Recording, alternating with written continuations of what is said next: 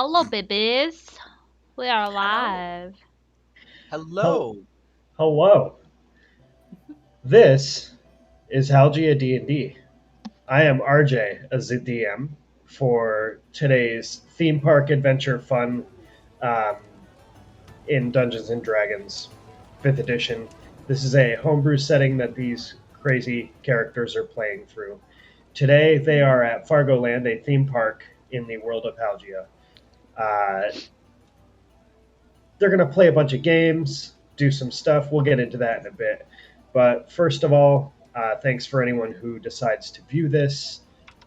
If you like stuff that we do, go ahead and follow or subscribe. That'd be neat. So, may I ask, who are you folks? Hi, I'm Louis. This is a wonderful time for me because it's 3 o'clock in the afternoon. What a wonderful time to be playing D&D, and I play Ryan, the human rune knight fighter. Hello. I am Faye. I play Faye, Eldritch Blaster, Water Master, Bisexual Disaster, and she is a. Shut up. She is We've a half broken elf. RJ already. We have. She is a half elf warlock, sorceress, moral compass, cool aunt of the group. Let's go. Hi, I'm Jackie. I really forgot to think of something super funny or clever to say, so I play Mickey, an ASMR Warlock, now Cleric. Hey. I am Kira, and I play Hush, the Tabaxi Arcane Trickster Rogue, and she is very allergic to fun. Not true. Not true. Not true at at all. Hush is about to lose her damn mind. I am Micah. I'm on my second cup of coffee, so this will be an interesting session. I play Quinn, who is actually the one who's allergic to fun. Yeah, that's who true. is an Eladrin Phantom Rogue. Awesome. So, Kira, would you care to recap the events of last week's session for us? You got it. Last week was a fucking doozy. We fought a ton of bugs, namely a really large one that was able to essentially compromise one of the Riley Insight, and that was an absolute train wreck. We did our best as we did as well as we could, blasting and running away because there's just no way we're going to be dealing with all that. And the large bug had a flower, notably, so they were definitely pumping out some extra power to their spells that we wouldn't otherwise be able to survive. But we rushed back to Strickland's and used his teleportation circle. We reappear standing atop another circle painted on the floor, with lots and lots of trinkets and books everywhere. Here we meet Tenevin, a black-skinned tiefling with a boisterous and loud personality, who was very surprised by our unexpected arrival. We asked to have an audience with Risa in private, but she's away at the park. While we wait for her, we discover some notes about the books we had collected from Numel's library. We gather that the books, each with a symbol of a flower, contain masterfully written information and arcane circles that specialize with a certain school of magic. Although touching the books do take a bit of a toll if you're not careful, like turning you into a rabbit. We return the skull to Risa, and it is a skull that can speak that has the speak with dead spell. It told us tales of people who could have abscond from death. Risa didn't speak with the Iris Queen herself, but she may know her goals. She told her of a place where she could find a magic flower, one that would give her power beyond what she was capable of. Risa did some research and found the history of a person from long in the past where they were buried, which is why we were sent off to find another chrysanthemum. The Iris Queen herself wants a chrysanthemum to preserve her own existence, and she's afraid of implications of death, so her followers say. She's self centered, and her chambers are deep underground in Shade Nest, which happens to be a mountainside fortress. Ryan asks about the Colquist, and to that, Risa is a bit secretive. She has her theories that it is a temple, or perhaps many temples. She assumes that it's a temple of someone's god. She also recognizes the name Brash, but nothing personable. She knows of him through stories and myths at most. Stories about shippers. The skull mentioned the garden and the garden that was broken into pieces a long time ago. Presumably the Tethers will rebuild the garden anew. That's why Reese is trying to get a hold of Elfriga Mistletoe, who died 1,000 years ago, or probably more, for more answers.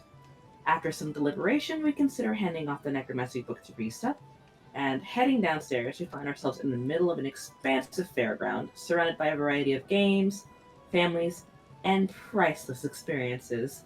Welcome to Fargoland. Yay.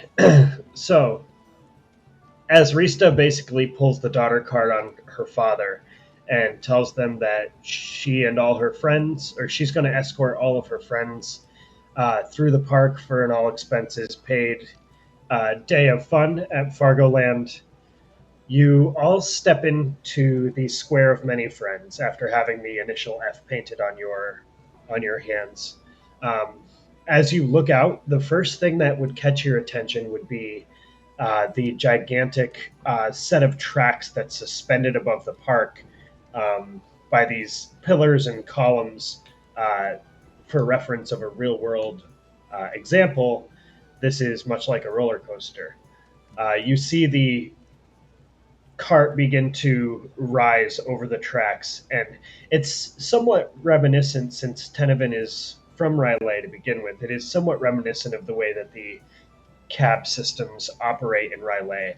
And actually, the space where people sit, the actual cart itself that runs along the track, as you see it climb, clicking up this huge incline, ready to fall down a huge drop. You can see that it's modeled after a Ryland cab, except instead of having a cover, the top is just cut off, so it's open to the elements. The cart, rolls over the top and swiftly drops down the track. You see this almost like this blurring magical effect as some sort of abjuration pull is keeping the wheels of the cart on the track as it goes down an embankment and goes up a big curve and starts to go down like this spiraling loop. In this square, you smell the conflicting but beautiful exotic scents of just a ton of different food stands. Food from everywhere in the world is specialized here. There are fairs of Narrow Shadow and the Develny Isles. For the first time in a long time, Faye, you would smell fried fish and things of the sort. There is sushi available. You're not really sure how it's imported, which is kind of problematic, but Hush, you would recognize the different stands as you're looking at them, and you can see that some of them are modeled after thatched huts with bearskin roofs. You're not sure if they're real or not, but they definitely remind you of the architecture in Narrow Shadow and the Wildlands beyond. Of course, there's a ton of food of Persoth that's available. And you also notice the gaming tents. There are wand games, which are like these little booths where you're handed a magical wand that's only active in the circle of the space that it represents. There are all different kinds of games, and for brevity's sake, I sent you guys a list of those games, but just consider it that Rista is kind of explaining to you as you go along what all these games mean. There's larger games that happen in tents that require a little more space and things of that sort. She also would stop you all, and she says, "So this is the Square of Many Friends.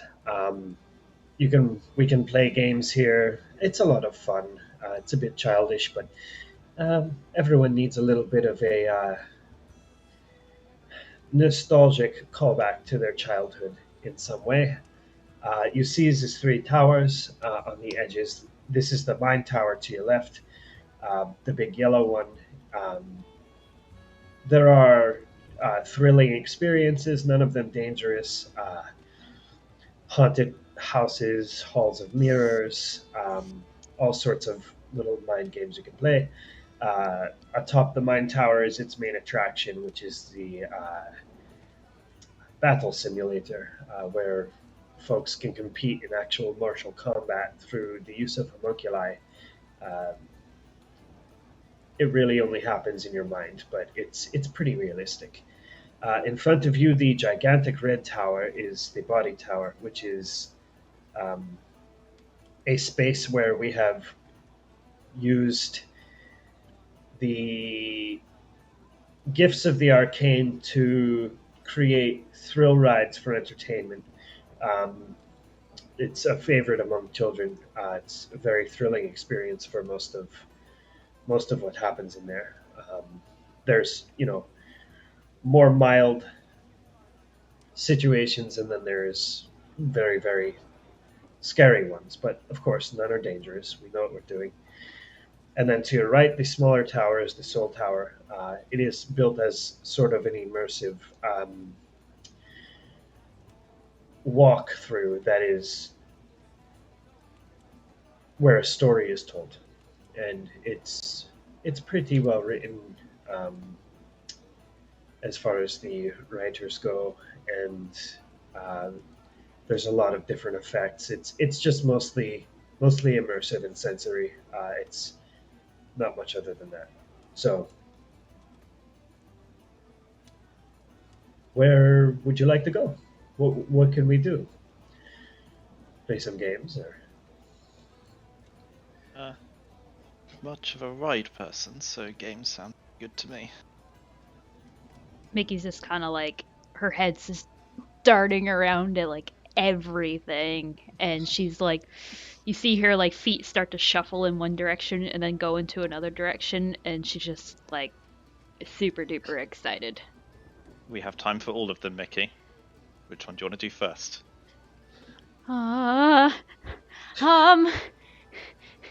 That one, and she points to the coaster.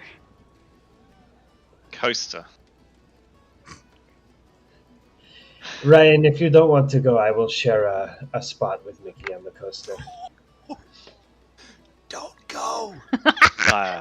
As I said, I'm not a coaster person, so You scared? I like being in control. Let's put it like that. You have control to get on the coaster. Yeah, but when I'm on the coaster, I don't have control. I mean, you You're just a kind of big, go like strong human. You can up and do it. down and all around. It looks awesome. Kids can go on it. You can Yeah. too, Ryan. Making the choice not to. I'll find a game that challenges me. I think you're scared. You don't like heights. It's all right. Ryan and I can find a game. Well, I'll challenge you to something. Oh, now that's what I like to hear. What do you want to do? We need something we'll both be good at. Wouldn't be fun if we chose something one of us was good at. We'll either need something that we're both good at or that neither of us is good at. Okay. How about... What about the ant colony one? I am not good with ants. Not like frightened of them, but it's not my forte. So yeah, sure. I'm worried because yeah. Although, do we really want to be hanging around more bugs? Maybe it'll be cathartic, you know? Maybe, yeah. Yeah, okay, let's give that a go. Quinn, Hush, you coming with us? Hush is actually going to reluctantly hold on to Quinn's elbow and just quietly shake no. I mean, You understand. don't wanna go watch some games? I don't mind. I think that's okay.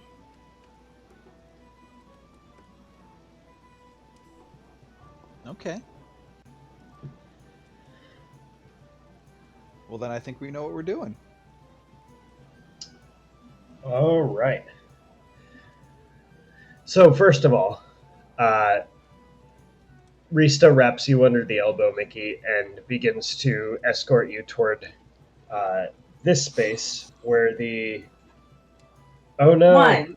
One. That's one. That's one. That's one. internet people, it's a problem.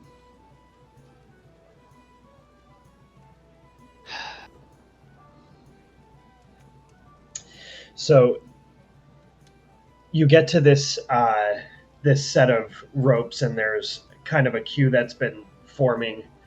It's not terribly long, but she waits in line with you, and she's like, "Are you sure you can wait this? Are you sure you can wait this long? It's you look like you're vibrating."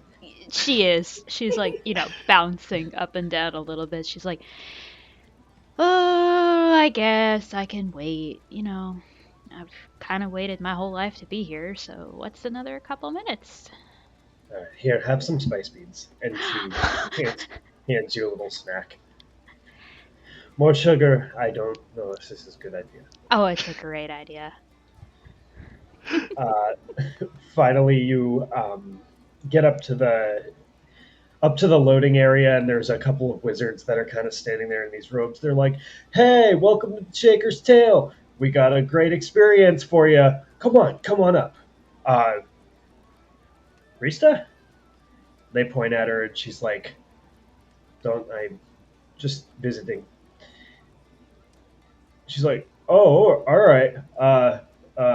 Yeah, please, just tell your dad how awesome and friendly we were." And they're obviously Trying to kissing suck up. up. Yeah. Yeah. One of them looks at you and's like, "Hey, you're hanging out with Rista? What's your name?" Hi, I'm Mickey. "Hi, welcome to Fargo Land. Thanks. Have you ever been on a roller coaster before?" No. "Cool, I'm Nathan. Go ahead and have a seat in here, and we'll get you all loaded up, and everything's going to be real cool." Awesome. Risa, come on. All right. I've only been on this like maybe less than 10 times. But she sits down next to you. You get all strapped in. It's comfortable, like riding in one of the cabs in Raleigh. But as you sit down, they're like, "All right, we're clear to go. Let's go, people." And you see the cab. They wave some arcane sigils, but instead of being like on the dash of the cab like they do, it's more like at this strange contraption that begins to create this little source of gravity under the tracks. The tracks start to shift the cab, and you feel the initial push. Why don't you roll a dexterity check? Why are all the wizards jocks? I Just- love just the West these Cali- Just I those love two the are West- jocks. the West California teenager, like, right on, bro. Oh my I'm god, like, yeah. fucking here for it. Here It's for always it. been my dream to work here, man. Same, to be honest. 9. 9. It gives you a sharp jolt as you lurch forward and then backward into the seat. It's already thrilling, and you haven't even gotten up the thing. It shunts you down just a slight embankment and like a little bit of a snaking turn, and then you get caught on this upward incline, and you hear the clicking as it starts to just drag the coaster up and up and up and up and up, and you're starting to see like, holy crap, just the world below you is getting smaller. The people are turning into ants. Like, it's getting Literally? real. Oh It's getting no! I'm ready, an real. Eldritch Blast! The bugs have made it here. What are you doing? There's no harm here. The whole party has PTSD at this point with bugs. Rista counterspells your Eldritch Blast. Mickey's just kind of like slightly like rising out of her seat like as best as she can, like even though she's all strapped down, she's just like looking over the edge of the cart. You're going to want to sit all the way down for this next part, and you climb over the top. At this point, you're about 120, 150 feet in the air, and looking down is just like the closest thing you could reference to this is looking at the bottom of the canyon from the top when you guys were about to enter the Veins and Card. But now you see the reference with people down there, and it's like staggering. So, I need you to make a wisdom saving throw. As the drop happens, I will make one for Rista. They both just start screaming together. Does she get advantage if she puts her hands in the air? You know what? That sounds fun, so sure. However, she gets disadvantage if she waves them like she just don't care. So it equals out. Well, with advantage, it is a 19. Nice. What was it? Great. 12. Okay. Rista also had a 19. As you both you feel your stomach just drop as you go over the embankment and the coaster just thundering down the tracks. It drops at this speed that you've probably definitely never traveled at before. You see the ground getting bigger and bigger and bigger, and then you're swept under and around another bank. You start to go around a loop, and Rista goes, "So what do you think? Is this fun?" She's just like whooping with excitement. She's just like, Okay. I will just wait till the end. You spiral downward and take another few twists and turns.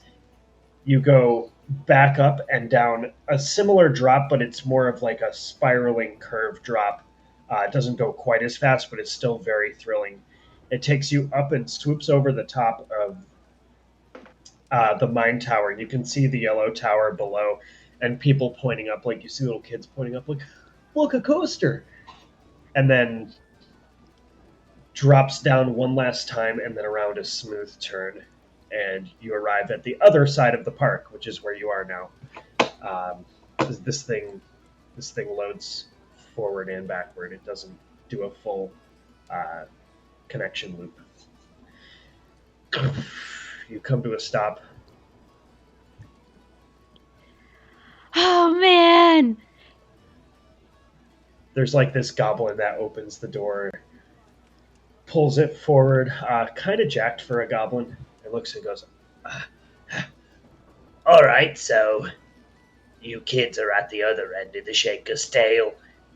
Welcome back. You made it alive." Well, yeah.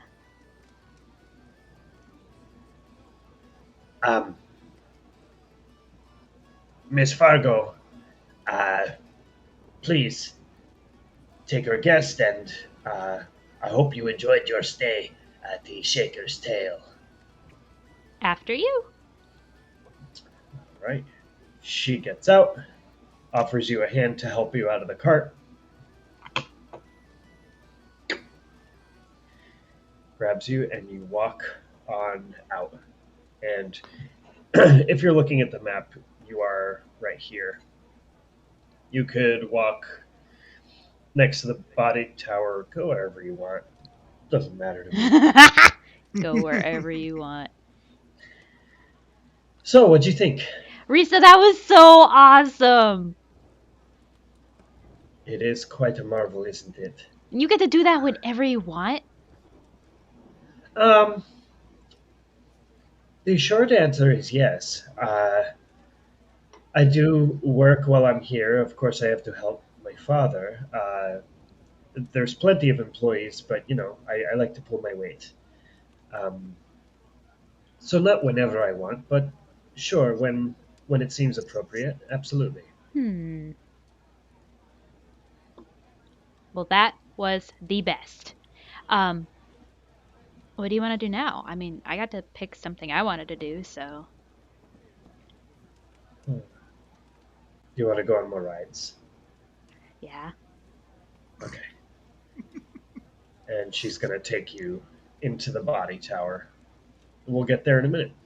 Oh, I bet she is. So, the four of you are going to play Ant Colony. Faye and I are, yeah. And what about the Quinn, are other you two? joining? Oh yes, absolutely. Sure. Hush is a little reserved, but she'll just kind of just stand and watch. So 3 of us for Ant Colony then. She's gonna lean to Quinn, and she's gonna ask, "Could you actually get me a colony? Would that be okay?" I mean, I can try. I think I have to win the game in order to do that, so I will try my best. Okay. I am rooting for you. Let me just find Ant Colony on my thing here. All right. So you approach the game and you see kind of like gently floating in the air an insect wenja of short stature. Looks a little bit like a beetle, with like kind of a cute face. And as you come up, they're like, "Oh hi, come in." How many of you? For Ant Colony game? Just 3. Just 3. Just 3? Oh, you don't want to play? Come on, it's really fun. Hush just quietly takes a step back. She's not a big fan of little tiny crawly bugs. Oh, that's okay. That's okay. Almost no offense taken. No, It's why I specified the little tiny I'm one. just kidding. Sorry, that was Okay. poor taste. In poor taste. So you have. Oh, you have a free entry. As she looks at your hands. Yes, Oh. we're good friends with Rista. So. Oh, okay. All right, I understand. That makes sense. All right, so step up. Here's your wands. She hands over these wooden wands. They look like pretty standard affair for this place. I just look at it. I'm like, I'll reach over and I'll turn it around in his hand. There's no pointy end. This is the problem. I'm not used to this.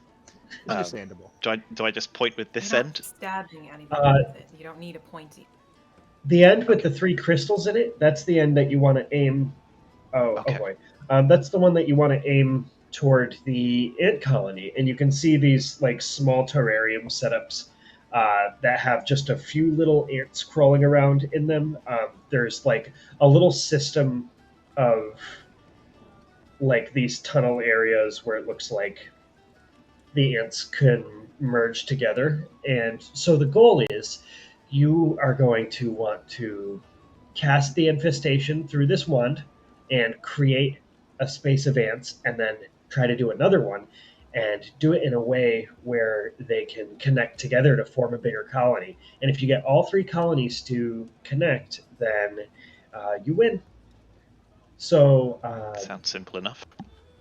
yeah, it's pretty simple. It is a little challenging. All these games have to be challenging. But I'm sure you guys can do it. So, all 3 of you? All 3 of us. All 3 of us. Okay. Go ahead and make your first cast. So just aim the wand and focus on your magic and speak the command word, which is something that you come up with about bugs. Oh no. What kind of trick is this? Yeah, what check is it? Is it a wisdom? It is a wisdom check. Oh no, this is not going to end well. Oh boy. no. Oh, I actually play someone with a positive wisdom this time. Oh, good. Boy, I got a +0 to. This is good. This is great. I got a +3. I got a high wisdom. Wow. Okay. 11. 6. 15. All right. So Quinn and Ryan, you try to get the wand to work, and you see just one crystal on the wand light up as you try to focus your magic. A couple more little ants appear in the space. That there's already ants and just kind of dance around. All you've done is like create just a few more. Faye, you raise the wand, make the check. Uh, all three crystals light up, and you can see the last one is like this glowing like oozy green, and then this whole group, this small colony of ants, appears in a different space that's adjacent to the one that there's already a couple of ants in, and they start crawling and looking like they're going to start going over a hill and down into the other colony. Okay, try again. I will try and mimic exactly what Faye did last time. Oh, yes. Ooh, 21. Ooh. six. Wow. 17. All right. So you both mimic exactly what Faye did. As Ryan, you create just like you learn very quickly, as we found, and you create just this boom of these ants, and they're actually like multicolored in this one space, and they're kind of like filling and flooding over the top of this hill. Quinn, you create a similar colony to what Faye had already created. And Faye, you grow the current colony, and the two are joined together. So you're at stage 2 of this. Okay. All right, one last one. You there, you are on a roll. As she points to you, Faye. Oh. I think I'm good. I think I got this, and I'm gonna do a little jump and a twirl and a flourish when I point the Let wand. it wrong time. Ugh. Probably not enough for the third one. 18. Okay. 13. Oh, 18. All right. So we do have a first, second, and third place. Ooh. Ryan, you get wicked excited, and you try to cast, and you just create a couple more bugs, and the colonies don't combine. Quinn, you focus your energy, and with a swift shake of your wrist, the wand lights up again, and you combine the first colony with the new one that you made. Faye, you find a little hole up top, and you create a smaller colony that immediately the ants start pouring out and combining with the other two. So you did pass the last check. Oh, nice. So you won. Each of you won one of the prizes. So she's like, "Okay, here you go." She gives you, Ryan, like a 6-inch, like plush stuffed little ant. It's kind of a reddish brown. perfect.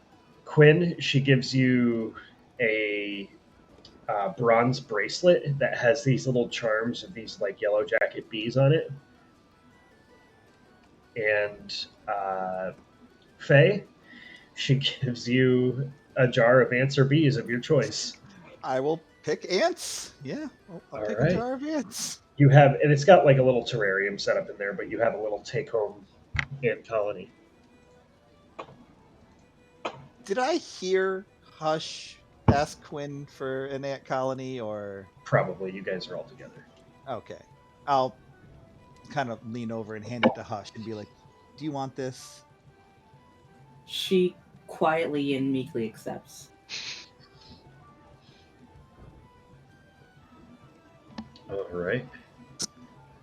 Hush, while you were waiting for the game, you noticed that there was a brief moment. So this is retconned about 1 minute. There was a brief moment where the sound, just the roaring cacophony of what this place is, just kind of dies down for a minute and just kind of muffles. And you hear in your mind,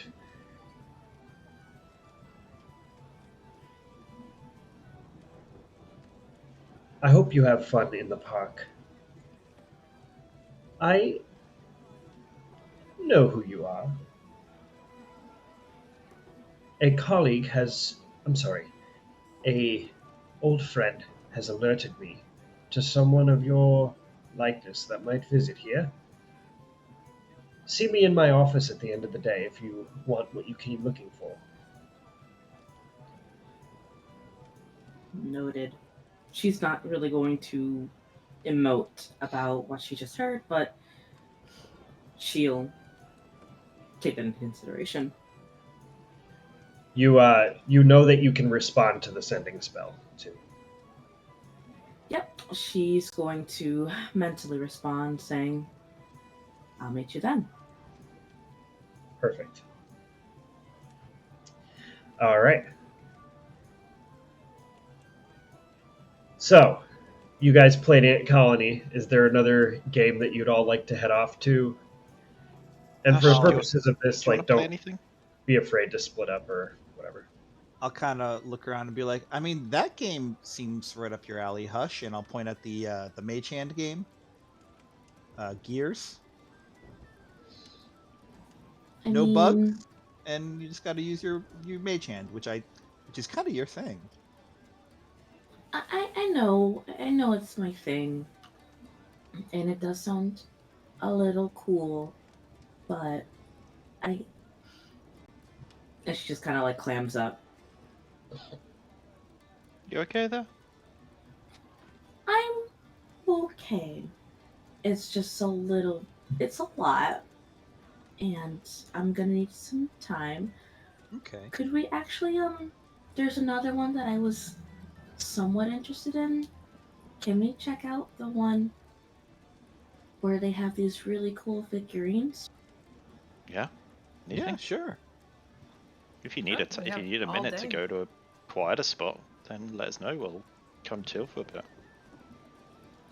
I think there was a big sign that said mimicry. I want to go there. Okay. Let's do it. Yes. Okay. So you all wander over to a big sign that says mimicry in these whimsical letters. And there's like a short description. It's a game of minor illusions. I think I don't have this fully memorized. Okay. Yes, minor illusion. And as you get to that booth, uh, you see a very young, like possibly like college kid aged looking half elf boy who looks at you all and says, "Oh, they're not kids. Uh, hi, welcome to Mimicry at Fargo Land. Don't worry, we don't bite. Uh, I do Unlike the sometimes. kids. the kids, they bite. I mean, have you seen kids? Want to try? Anyway. Yeah, we wanted to give this a go. Awesome. You guys have free entries, so that's pretty cool. You guys are lucky. You just Tell me give about stuff it. away for free very often. We noticed. Yeah. These guys work. No, they have silver tongues. They worked on him. Does that work? Sometimes. I mean, it did for us. Like, he said I had to work like the whole month before he'd sign my college credentials because like that's what it takes to get credit. Well, Anyway, that's- that's not your business. Not your problem.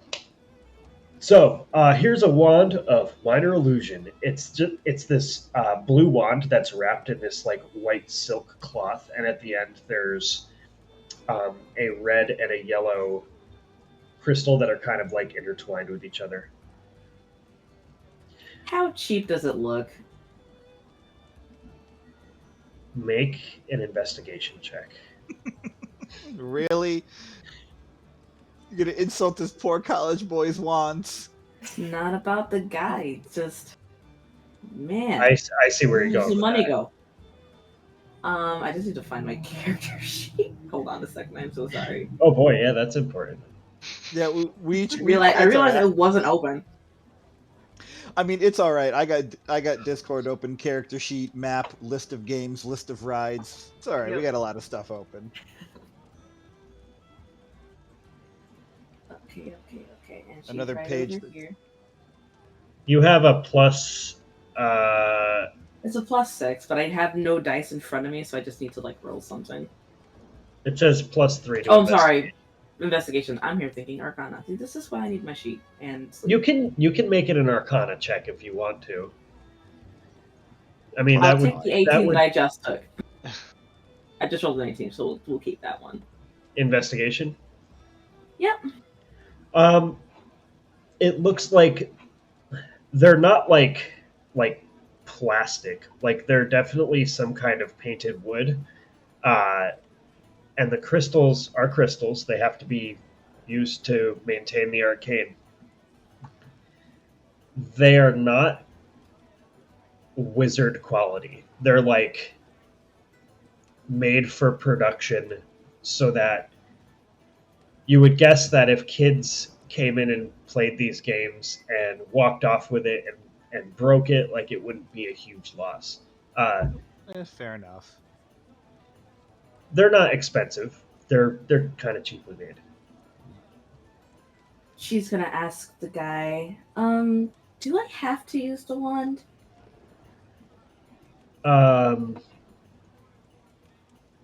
You are supposed to use the wand because it equals the playing field, but like there's a mechanic that RJ has for this game that if you already know the spell that is being used in the game, you get to roll it with advantage. I mean, that's pretty cool. Let RJ know that I said thanks. It sounds kind of cool. Okay, he works at the mine tower, scaring people in the haunted house. So We'll have to make. You know, sure be sure to find go- it later. We'll have to Yeah. make a Pay visit. him a visit. Yeah. he's usually dressed up like a werewolf. It's kind of It used to be I a don't- vampire, but realized it's kind of racist to vampires. So yes. Yeah, We're but I trying to heard, be mythologically sensitive here. but I heard he's been messing up lately. They're gonna demote him to janitor. No, I didn't hear any of that. Yeah. Okay, so here's your wands. I would like to play against Hush. I'll play. It's Why a not? 1v1 sort of thing. Oh, okay. So do you guys want to go in pairs of 2? sure, why not? Sure. Ryan, you can But barely read a destroy. book straight. I will. That's Are I fine. will you sure? I am Mike is- 100% positive. All right. So you're playing against Hush, and Faye and Quinn are playing against each other. Yep. Oh boy. I'm gonna get smoked. Pretty sure you're not. Pretty sure I have an Arcana of +1. Oh, I don't think you have any Arcana, do you? Quinn? I have a positive intelligence, and that is it. Of +1. All right. Are you guys ready to get into this? We're ready. All right. So for the duo of Hush and Ryan, the first image that pops up that you must replicate, it's like kind of across the booth. So you have to look over at it and then try to replicate it right next to it. The first image that pops up is the form of a black owl bear with white spots. Alright, So I both of cast you Minor roll- Illusion. Roll an Arcana check with your Minor Illusion spell, but you get to roll with advantage if you know the Minor Illusion spell. Oh yeah, Hush wins by miles. Oh yeah. 26. This is a Uh, disruptively convincing owlbear. Yep, and I rolled a 6, so it's an owl. It's an owl with no feathers. It's You a made an red owl. No, it's Honestly, an It owl. is a red owl. It's an owl with no feathers. You made an owl bear. Yeah, a bear owl. Okay. Hush, when you cast the spell, you actually channel your own version of Minor Illusion that you know through the wand itself. So you're kind of Yep. using your own spell, but it looks like you're using the wand to do it. The crystals ignite, and this perfect replica of the owl bear is just slightly like like buffer and strength wise, and shimmers a little bit. It's like better than the owl bear that's already there. Yeah, she And just you shakes a can and just starts spray painting the image like right on top of the circle. and you create an owl with a goofy googly eye face. Excellent. He makes a poo too. Oh, perfect. Quinn and Faye, first check. Okay, so keep track of your wins because I'm doing two groups at the same time.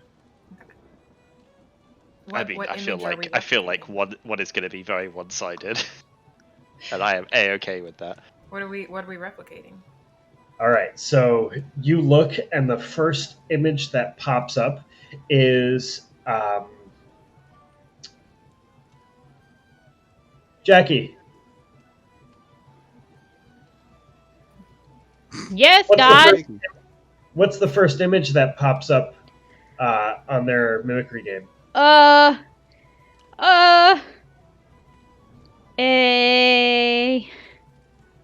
Toadhemoth. A frog hemoth, a toad hemoth, of this palish green form with its tongue like fully extended, just apparates. You got to roll an Arcana check. If you know the minor illusion cantrip, you can roll with advantage. Not good. 9. Oh. 3. How did you roll a 3? Don't you have that spell? Minor illusion? No, I do not. Oh, It is Whoa! one of the, one I of don't the- either. I it thought is you had one of- every cantrip in the game. It is one of the few cantrips I do not own. I was like, we got an arcane trickster. Pfft, she's got minor illusion down. How does Wait, the arc? excuse me. I actually don't have minor illusion. I mean, your I first thought roll I was did. your first roll was a 20, so it would have beaten me anyway. Fair. So I'm just gonna roll straight going Yeah. forward. I totally did not realize I didn't have minor illusion. All right, so Faye, you exact your magic through the wand, feeling very confident about it. And what apparates is like you accidentally look away, and you know that for minor illusion, you have to focus on it for the duration of the moment that it's cast. And you look away, and you see a kid with a balloon off in the distance, and just a balloon appears next to the frog. Yep.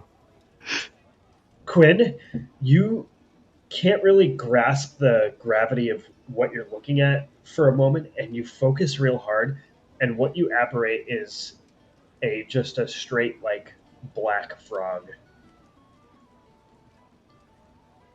Well, that beats me. He's looking. Oh no, the guy's looking at both of them. He's like, yeah, I guess you win," and points to Quinn.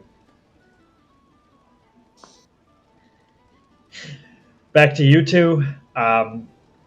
The second thing that apparates is what looks like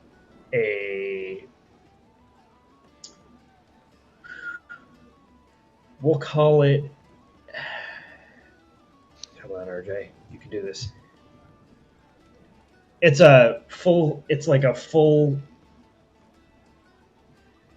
fully realized version of the Shaker's Tail, the roller coaster that you saw in the park. It's like an overhead view of it. Sweet. Alright, using the Oh, wand. excellent. We're gonna cast. I actually don't think you can possibly lose.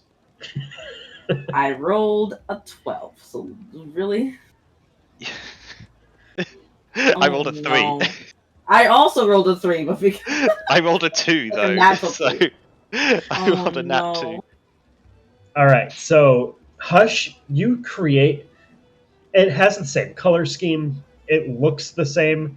You just didn't quite get all the little twists and turns right. Ryan, you apparate the image, and the roller coaster just explodes into, and there's all these like floating little versions of the track pieces. Whoops. It's an omen. I hope not. Back over to you two. So he's like, "Oh, that's 2 wins for you. I think you're gonna win. You already did, but you guys can play the third round anyway." So back to you two. Here you go, and he focuses on the little image plate, and what appears looks like a satyr bard that is like doing a backbend with this lute, and like looking like the facial expression is screaming into the air from behind. Like he's standing backwards, but his face is facing you because he's bent back, strumming the lute.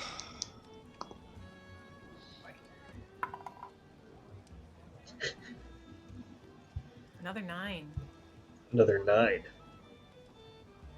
15. Let's Oh. go. You actually create a pretty good version of this bard. Like it's almost spot on. Some of the colors are a little messed up, but Quinn, you create essentially a black and white version of it, just like this monochromatic version of what you're looking at. It's like everything my you've cast through interpretation. minor illusion is just like noir. I am not surprised at all that Quinn was all black and white in film noir. It's actually pretty cool of an idea, though. Yep. Just such a black and white character. So straightforward. He's screaming in agony. Okay, Quinn. He's probably dead. In fact, I saw him yesterday. So much more emo than I actually am. I know, we really do. We are You unfair to literally Quinn. talk to the dead. How much more emo can you really get? All right. So he's like, "Oh, folks, it looks like we got a tie. You two, you're gonna have a final round. Well, let's go over here first. So you two, just for I guess your home run, walk off victory. Here you go." And what presents is a fully coiled snaking purple worm. It's got these little like green spines that come out from all different places on its body. Ooh, that's scary. Make sure you focus on it. Again, there's no possible situation in which Hush does not win this. 13. A 9. That was much closer that time, Ryan. Yep. Yeah. I rolled a nat 8 for that. All right, so Hush, yours is a purple worm that's spiraling as you finally cast your final minor illusion through the wand. The purple worm apparates. It doesn't have the little green spines, but it looks pretty good.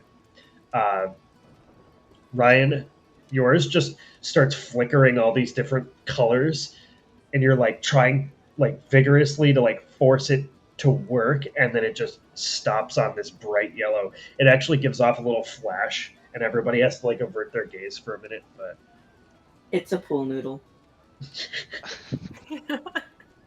I think my wand was defective. Let Don't worry, me- it's you probably see the the- user. let me see the wand. I have I'll checked. cast minor illusion at him and make Oh a my wand God. appear in his head, like in front of him. All right. Go ahead Oh and roll. no! Yeah, I rolled a 5. So No. He's like, Nope. what exactly? What are you doing? I was trying to be funny, but clearly it's the user that is at the fault here. Ha ha ha ha. He ha, takes ha, the wand ha, and he ha. goes, because you said that, I have to check it now. And then he casts a minor illusion, and you see he has a 22 on his check. Jesus. You see a perfect purple worm apparate like exactly in the space that the other ones are. He's like, nope, this one's fine. You're the winner, and points to Hush, and he gives you. Is it a spell page of minor illusion? Unless you Now want you to take. have it. Now I you have can minor actually know illusion. minor illusion. I do want the spell page. But I also would like to have the doppelganger figurine. We'll see what happens Like- next. I want the figurine as well. I'll play again. I will play her again so that she can get the figurine. Don't worry. All right. He will just give you the figurine as well as the spell page because why not? He's like, well, we don't normally do that, but here you go. I mean, you won so big, like it was no contest. Sorry, no offense meant, but she's really good. She is way better at this spell stuff than I am. So no offense taken. She meekly hugs the doppelganger figurine and the spell page and just kind of scoots over back to the wall and just watches Quinn and Faye duke it out magically. Oh, does she have agoraphobia, social anxiety? I feel that so hard. You two, get ready. Oh boy. Oh boy. All right, what's gonna happen? And he's like, he looks at Ryan and Hush, and he's like, suggestions for the next image? Make it real tough. Rista. Miss Fargo? Oh yeah. All right. And he apparates an image of Rista, but like cross-legged, hands on the knee, like sitting on a stump with this very regal smile. You don't really see Rista in this way, but that's apparently what he sees. Oh, Mickey has competition. I'm gonna use my black and white dice for this. Cool. Oops. Don't make that look. Oh no. 16. Natural one. For Yes, I knew it. You do hate Rita. So you got a natural one. do. So as you focus your energy, the crystal just pops and the wand breaks. He's like, "Oh no! Oh man, really? Oh, come on! All right, let me have it." Yeah, I mean, come on, this thing just fell apart. Like, She was too overcome with the sight of Rista. It's fine. Don't worry. Oh man! Oh jeez, now I gotta fix this. It's all right. I got more. Just gotta stay like 15 minutes after work today. It's no big deal. Jesus Christ. Good job, Quinn. why don't you go over to the mending tent and have him fix it for you? You know, that's a pretty good suggestion. You're the winner, and points to Faye. You also get a doppelganger figurine because you only won by one. Woohoo! Can I cast mending on the wand to fix it for him? Thanks. Sure. He's like, whoa, no harmful magic in here. What are you doing? Oh, I'm just fixing your wand for you. And Make a persuasion check. 15. Oh, you know the cantrip. Okay, here you go. Yeah. And I'll say a couple of words and cast mending and just fix his wand for him. Gee, thanks. I really appreciate that. Yeah, no problem. And then he says that with a smile at Faye, and then stares like at Quinn for a minute. I'm telling you, I'm pretty sure the wand is defective. I mean, it just falls apart after being used like that. All right, yeah. Good luck in more games. Bye.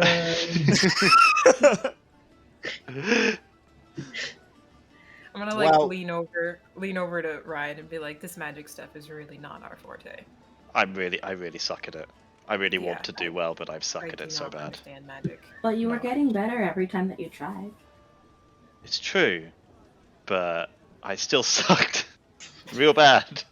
At least I made what it was meant to be at the end. Things. Maybe we get better at that. Hush is going she's going to approach Ryan and kind of give him like a headbutt, like right on the chest, and say, "Thanks for playing with me anyway." Anytime. I'm happy to play any game. Does anyone have a suggestion for a game? I have one if not. I want to play something where I can throw something, because I feel I'm better at. I've played a lot of magic games, which I'm not good at. Yeah, if there's other things that maybe don't involve. Okay, so before we do my game, we'll go check out this other game I saw, and I'll skip her is what I'll lead them to. Okay, so let's cut back to yes, Mickey and Rista in the tower. Oh, I want to see how this progresses. We're having alone time. God. The sound of smooth jazz from a saxophone fills the air. Yeah, and a violin played discordantly with it. No. That's the worst sound. When you go to like 5th grade band concerts and then Here. like the string section is playing, it's like, oh. Chadwick, you're supposed to tune your goddamn instrument before you come to work, man. Sorry, boss. Patrick?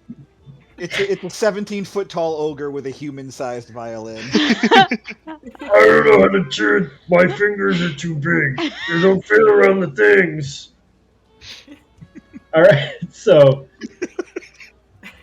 you walk in to the body tower and you hear just screaming, but not like screaming in the way where you've heard like that desperate reaching for life kind of screaming in battle situations and stuff.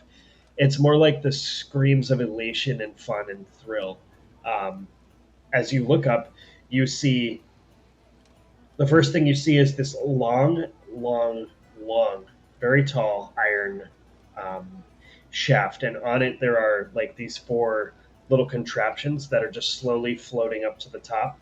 Um, they're in the shape of anvils, but look like they have comfortable like plush seating, and people are like sitting on them, strapped in with a seatbelt, just kind of riding up to the top. Around you see this very ornate carousel-looking thing with these little like beautifully made discs that are kind of floating around up and down and back and forth. Um, you see a big slide that looks slick. You see around the perimeter there is there's like what looks like a man-made stream or river, and there's these little boats that are going around, and then you hear the rushing water, and you see people like falling out of the boats and then like swimming to shore. Just all sorts of rides. You have the list of rides. Rista would look over at you and say, I have a favorite, but what looks interesting to you? Oh no, please. We have to go on your favorite. Okay, let me just refer to my compendium so that I can.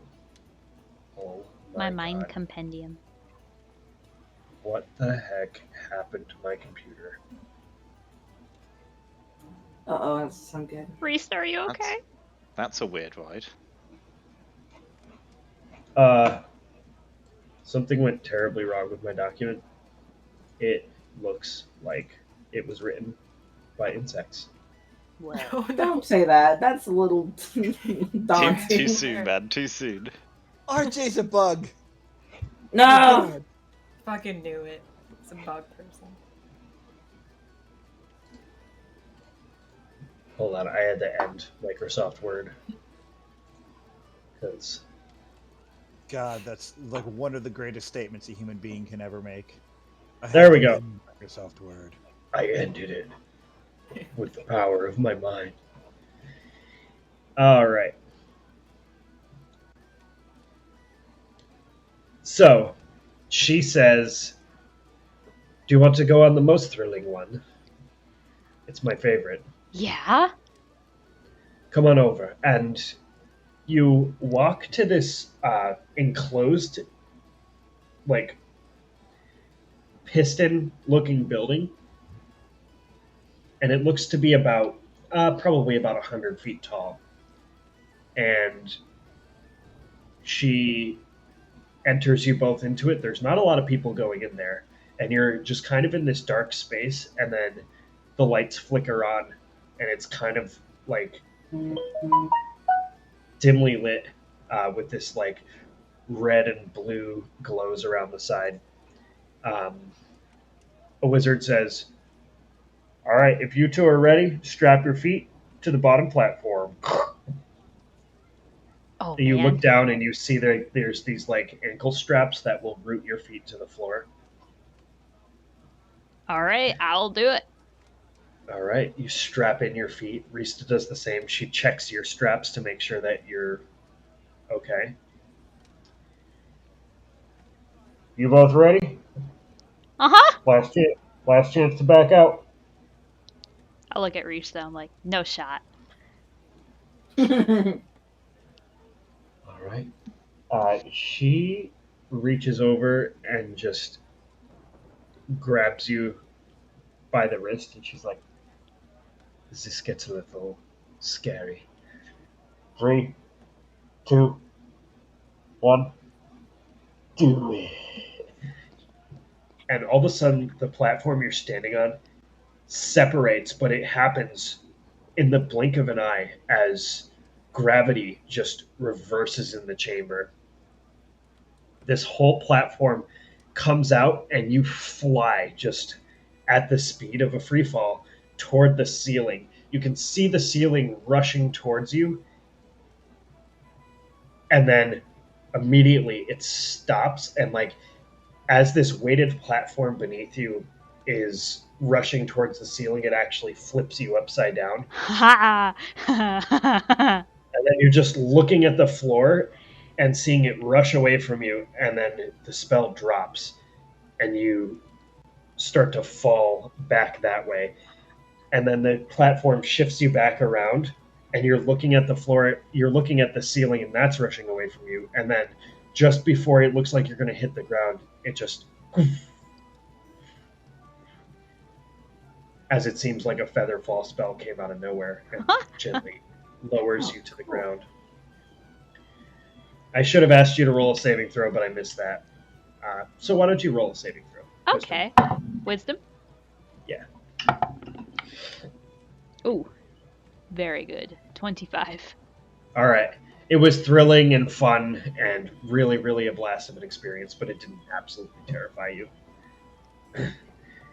And you hear the guy come over. He's like, "Wow, you both did really good. It's the least scared people I've seen on this thing all day." That was so fun! That was so fun! I'm going to award you the Courage Award of the day. So you take these tokens, and they kind of, these two like little tokens kind of spit out of this little machine on the side of the chamber, and he's like, "Turn these in at a game booth for a tier 1 or 2 prize. This is the Courage Award. Yay!" Yay! Dun, dun, dun, dun, Da, da, da, da, da. I'll go over and grab it. Excellent. Oh my god, that was so fun. That was so fun. You can have both. I grew up with some privilege, and I have a lot of these things. So, just take both of them. Oh, okay. Thanks. As you both exit the chamber, it's your turn to pick.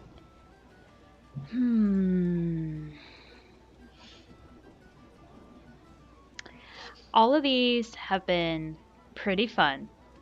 And like kind of scary, but not super scary. I kind of want to get scared. Haunted house.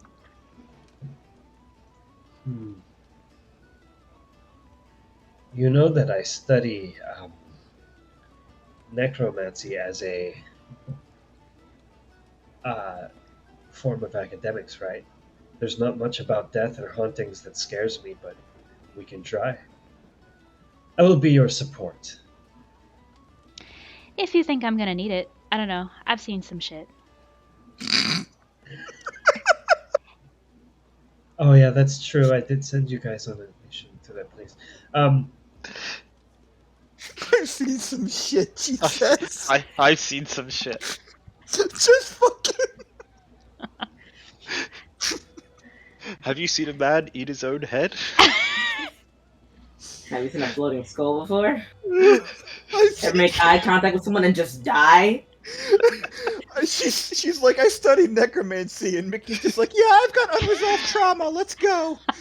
Like, fucking Christ. I'm just imagining like a 4-foot ASMR being like, yeah man, I've seen some shit. We fought a fucking glowing. mummy. Oh. You walk over to the mine tower. You enter the giant yellow building. You look up and see the track above, and you can see like the place that you were before. And it's actually kind of a fun thought to think, like, I was up there, now I'm down here. You enter into the mine tower itself. Walking up, let me pull up my thing. This is a lot to explain sometimes. So on the first floor, you see two rooms that are opposite the halls from each other. One, the door reads the Hall of Illusions. The other says Mirror Maze. Um, you pass up another floor. Um, the floor says currently under construction.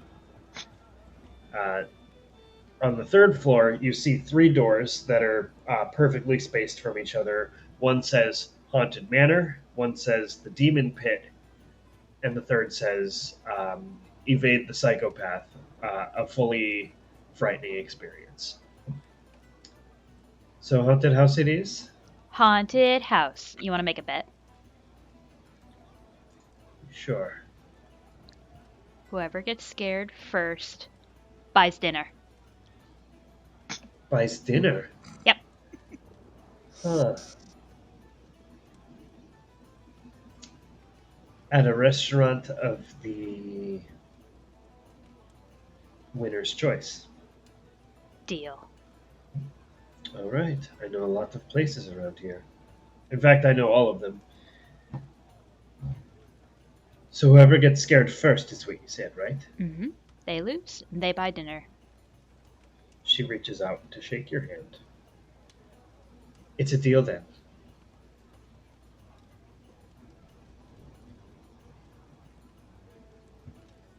So, as you go to open the door,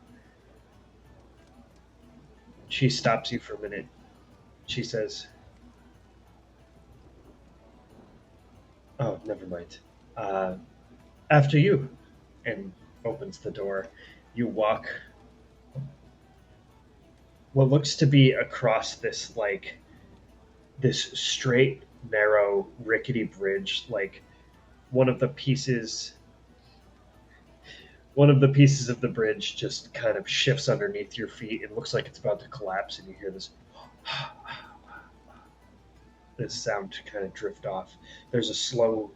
I gotta stop this. How do I silence the chat? Shut up, guys! Sorry. Sorry, we're getting too excited. There's this like gently rolling, like heavy fog that's just kind of drifting in front of this front door. The door looks like this oldly constructed heavy wooden door, and you walk up and it just opens in front of you. Ooh, spooky. You see okay, so first wisdom saving throw.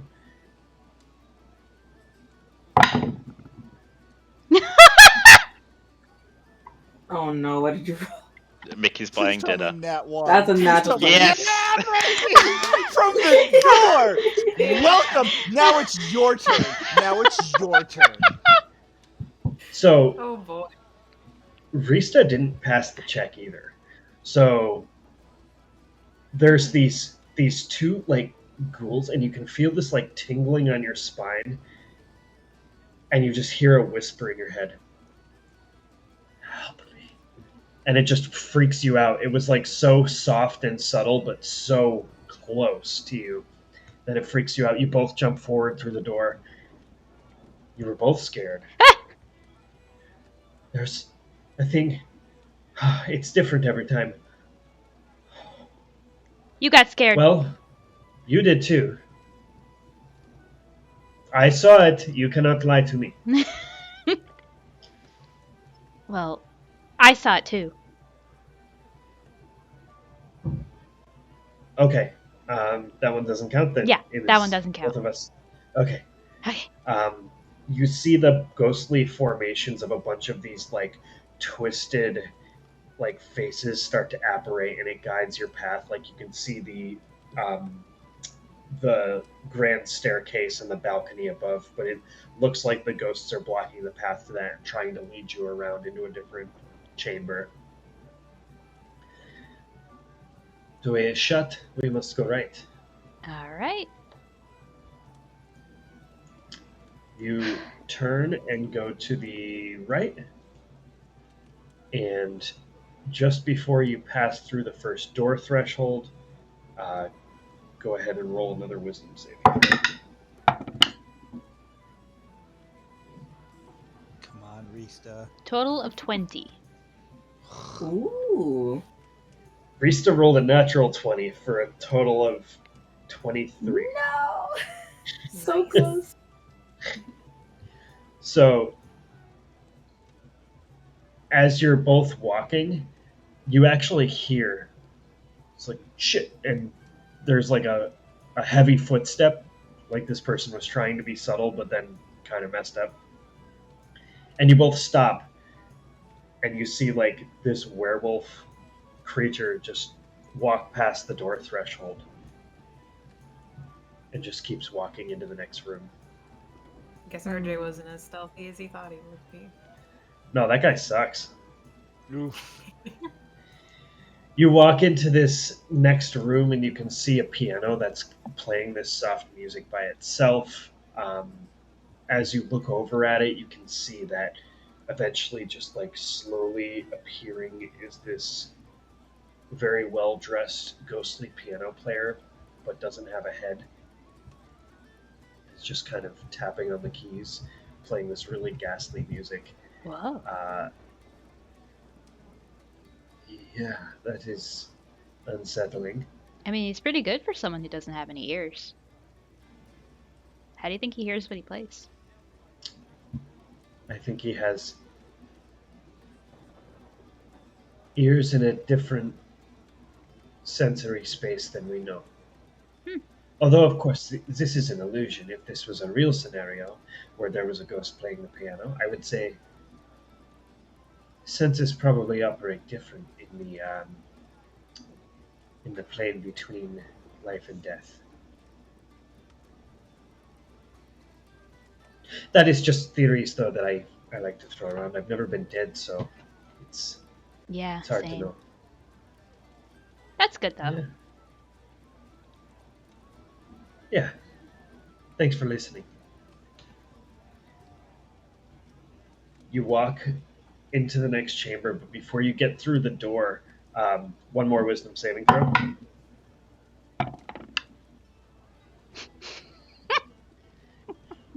Natural 2! All right. This time Rista passed. Yes. There are two sets of footsteps that come up behind you, and you stop for a minute, and you hear as you look back and you see these two werewolves that are like right on top of you, and Rista, you get frightened. Like it is just too loud and too close. She like readies 2 Eldritch Blasts. Rista grabs your elbow and you rush into the next chamber. And in this new space, like the werewolves don't pursue, and in this new space you see this eyeless vampire that's like just standing there chanting a ritual in front of this like pentagram symbol. It's just like, We gotta get him! We gotta get him! We gotta stop him! Stop him? How? I don't know. Shit. Counterspell him! Counterspell! Can you do counterspell? Not that often. Oh, man. Sure, last one. She releases the unraveling tether of energy, and you see the guy, his eyes reappear, and it's just this dude in makeup. He's like, "You have disrupted my ritual." He's like trying to like yes and the situation. He's like, I will never stop pursuing you. Ah! What do we do? We run. Okay! And the two of you run back out of the haunted house. You come down another set of stairs, and there's another fog rolling, and you can see just a little sign that says exit.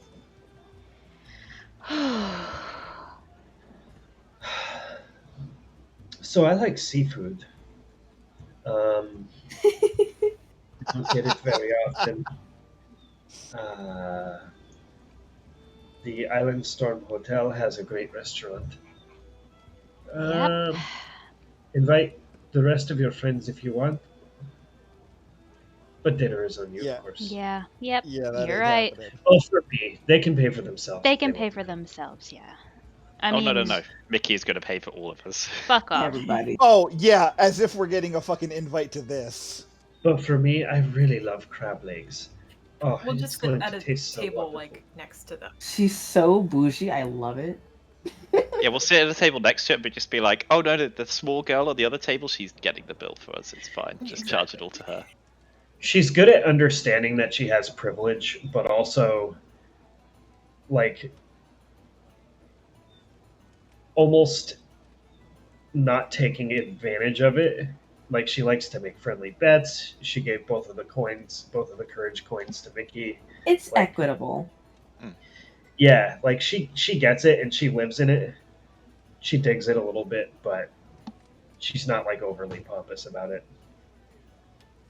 Tenevin is kind of a little bit overly pompous about it. Oh my god, he's so Just a bit. big. He's larger. Can't wait for him to become an He- Insight Guild member again. He thinks he's larger than life. So, anything else you want to do? Do you want to see how the rest of your group is doing? Sure, why not? We'll see how many prizes they've won. See if there's Yeah. anything cool. You could flex on them and just go up and present your prize tokens, and then not even have to play a game to get them. That is true. I'll totally vouch for you that you won both of those tokens on your own and with none of my help. Thank you. And you got. I know, like, we made the bet and everything, but, like, hush hush. Like, don't tell them I got scared, okay? Please. I won't tell them. I won't. Of course I won't. Okay. I do have something I want to talk to all of them about, so I think we should meet up with them at some point. Okay. Yeah, I'm good with now. Okay. This has been a lot of fun. Yeah. Mm-hmm. One of the better park experiences I can remember since my father built this. It's actually the best. Aw. That's sweet. I've been looking forward to going to Fargoland for, like, ever. And now that I'm here and I get to spend it with someone awesome, like, I don't know. I couldn't have asked for anything better, really. Happy to guide you through this place I know so well. Shall we? Let's go. Okay. You get out of the mine tower, and the rest of you arrive at the Skipper game. Mm. Are all of you playing Skipper? Oh, yes. It's athletics yeah, or 100%. acrobatics? Are we Oh, able sure. to use like dexterity for this? Yeah, Hush acrobatics. is if just you- going to sit and Did watch you her say I bugs. could use athletics for this? Yep. Excellent. All right, you go over and you see a slightly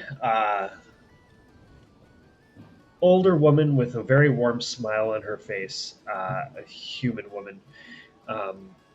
She wears these kind of like ornate robes with these crazy, weird symbols all over them. Very, very fanciful. Looks like she kind of doesn't belong in the game operator section. But she's just smiling and looking around at all the happy people and happy families. And as you approach, she's like, "Good morning to ya. Good morning. Uh, do you care for a game of Skipper?" Always. That's why we're here. This is We'll give right it a up my shot. street. All right. Where are you folks from? She starts to, one by one, just ignite the magic rocks in front of you. I'm actually from Violet, so too far away. Oh, have Came you out ever here been for here a before? couple of days. No, I've never managed to get out here, but Oh, enjoying my first time. you did the right thing coming out to Fargoland. It's the best place. That we did do the right thing. You don't know how true that is, lady. Yep. So, Yeah. I think we've earned a vacation. we did the right thing. And what about yourselves? From the Isles, myself. Ah, we have seafood here. You probably haven't had that since you've been gone from the Not Isles. not enough fish, too much sand. I am very looking forward to the seafood. Aye. And yourself, milady. Oh, from all around. Bit of a traveler, but certainly never been any place like this before. A spectacle, isn't it? For someone so well traveled, how would you rate this in the experience spectrum? Definitely a lot more excitement in one place than any place I've been. Then mission accomplished. All right, here's your stones. Young lady, you don't want to play? It's very fun. I promise you can be comfortable and just have fun. I won't put any pressure on you. I think I would just like to watch for now. Okay, let me know if you change your mind.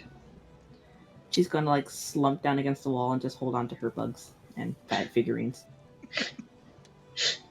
All right. Ryan is looking at the top. How tall is the tent?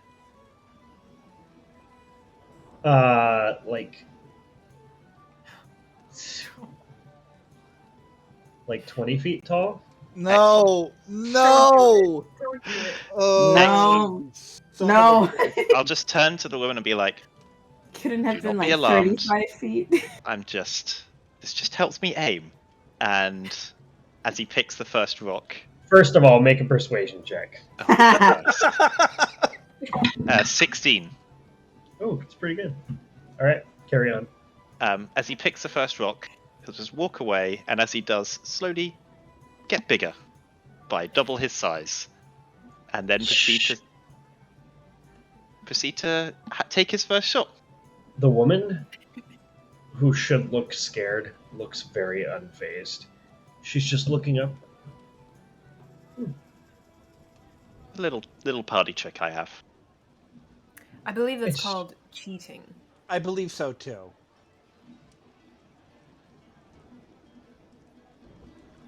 But whatever. All I'm hearing is loser talk. And that's a 24 for my first roll. Wow. Okay, yeah, this is his game.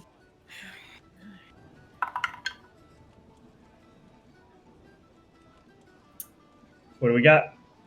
That's a natural one. For a total of 5. Faye?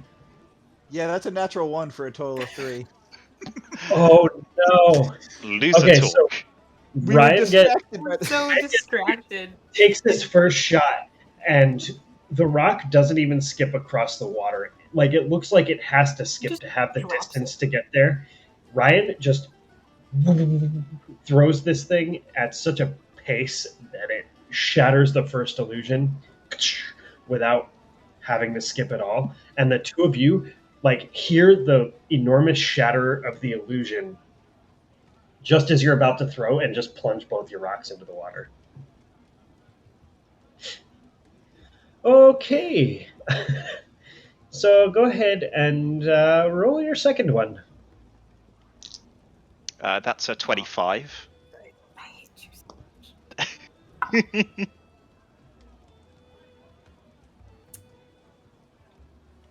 17. That's a 5. All right. Faye, you again try to skip the rock and it just plunges into the water and sinks. Ryan, you aim for a second time. This time it does take one skip because the illusion plate is even farther away. It just skips once and shatters it. Quinn, you get about 4 or 5 skips. That it's very graciously skipping across the water and gets the first plate. Okay, 2, 1, and 0. Great job in your big form. Just a party trick. Doesn't really make much of a difference. Mm-hmm. Roll a deception check. Oh, I'm so good at these. Oh, that's a 6. A 6. Yep. She nods at you. All right, for your last stone, Kira, you raising your hand? Oh, no, that was just my hand being... I was like, is she raising her hand to talk? Nope. I don't know what's happening. Thank you, though. Wait, was that a raise of your hand? I'm just kidding. Ah! 17, my final one. Natural 20 for a 24. Wow. Nice. 19. I'm not losing all of them. All right, so you, Ryan, your last stone barely reaches the last plate and breaks it. Quinn, this one, why don't you describe what a natural 20 rock skip looks like? Oh, jeez. Come on, I've been talking a lot. It's your turn. I know. I feel like it barely even, like, when it does the skips, it barely even, like, raises above the water, so it just sort of, like, glides across the surface of the water. Oh, that's sick. She just tosses it like a frisbee. And, Faye, finally, you get the rock to skip twice and then smash the plate. So she presents a pouch of fool's gold to you, Faye. Woo! A pet rock she hands over to Quinn. And a quartz crystal to Ryan. And as she puts it in your hand, Ryan, she cups over your hands. She looks at you and she says, She's reaching up. No, I'll have shoved down by that point. I'll be normal sized again. she cups it over your hand. She says, I hope you can take this with honor and honesty. And lets go of your hand. Always. These two needed a bit of a schooling today. I have lost I mean, every game so far. we've all got our strengths and weaknesses. Thank you very much, Miss Elspeth.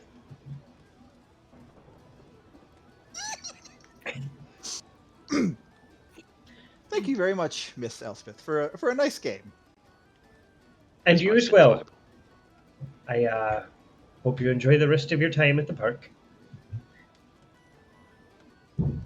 Sure. Hope Come we on, will. there's a queue forming behind you, and there's little kids. So Yes, sorry. My apologies. I have one more game I would like to play. okay. Okay. As you come out of the booth, Hush, you come out of the booth as well, and Mickey and Rista are on their approach over toward you. Oh.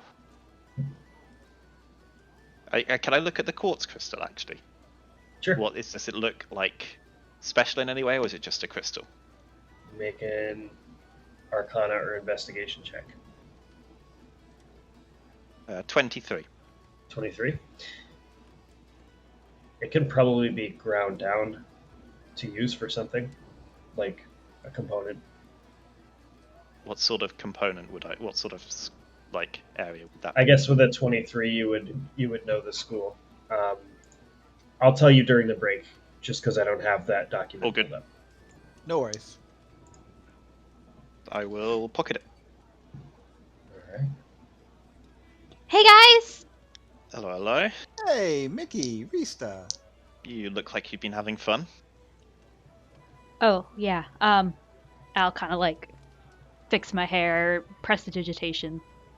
Not a hair out of place. Yeah. Yeah, we went on some really awesome rides, and we went to a haunted house. Oh, did you get And scared? no. Inside check. Inside check. Roll a deception That check, but was so fast. Risto says we'll give you the help action by saying she hasn't been scared at. She has not been scared at anything. You see, she has 2 tokens of courage from this park. Mhm. Dirty 20. 25. Oh my god. 18. Yes! Oh. I'm just gonna kind of like look at Ryan and like give him a little nudge with the elbow. Yeah, and I'll look back at Faye and go, no, you didn't get scared at all, did you? Nope. Not at all. You're a real Mm-mm. strong one. Mm. Yeah, And and those brave. courage tokens. Yeah. Courage tokens. Yeah, That's those real do. impressive. All I by can- yourself? Yeah. Well, Real I mean, impressive. This is the vicious Risa was mockery there. game. Oh no, there is a vicious mockery game. This is Yeah. We're basically doing it. You win your prize. Do you want to play any games, Mickey? We've been having a great time so far. Yeah. Look at see, what Hush has won. Are those ants? Don't look at me. Yeah, they're ants. She They give away- absolutely destroyed me. We They give played away a game ants here? about minor illusion.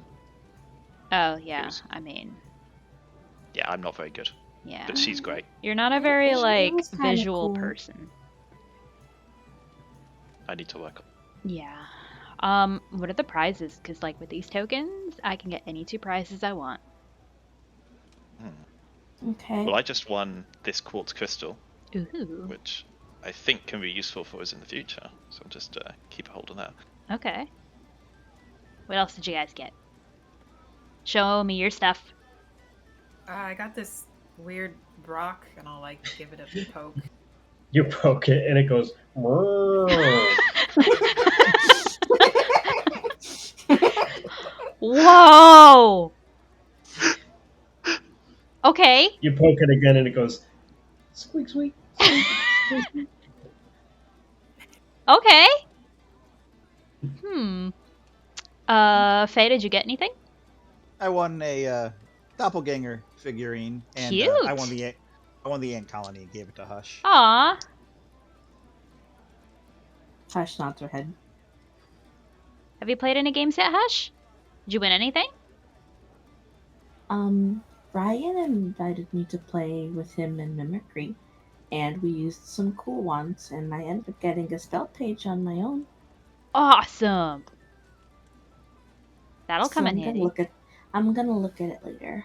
But yeah, it was okay. Do you want to go chill out for a bit? Yeah, we Yes, could get please. something to eat. You guys hungry? I've only kind of had spice beads since this I think- morning. Food is a good idea. And come Okay, back but and play first- some more games after. Where'd you get that squeaky rock? That was the one we just came I'll be right back. with the skipping stones. Get him a pet rock, assholes! You rush in It's only and you like that part. find the woman that I described earlier. She goes, "Oh, hello, dear. Are you here to play the game?" How about I just get one of the prizes and I'll hold up one of the tokens. Ah, a courage token. You know, courage is the best thing that we have. Yeah, She hands out her hand. there you go. I would Thank you. like the squeaky rock, please. Oh, sure thing. She gives you a rock, puts it in your hand. You poke the rock, and it goes. "Arr, arr, arr." Excellent. I will treasure this forever.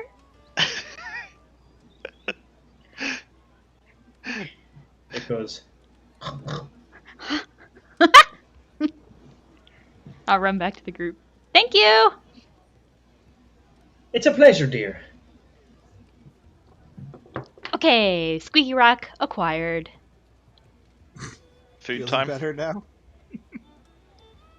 God, I feel like a part of my soul is complete now. Okay. Yeah, food! That's her Okay. phylactery to pet rock. Yeah. So what time of day would this be?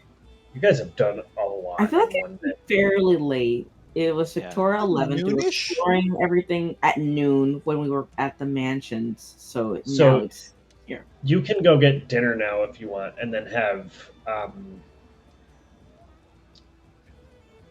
Rista's going to tell you that she's going to take you. Um, she says, "So I won't be exactly paying for anything," and kind of winks at Mickey. Um, we're going to go to a restaurant at the Island Storm Hotel. It's just a short walk, so hope you like seafood.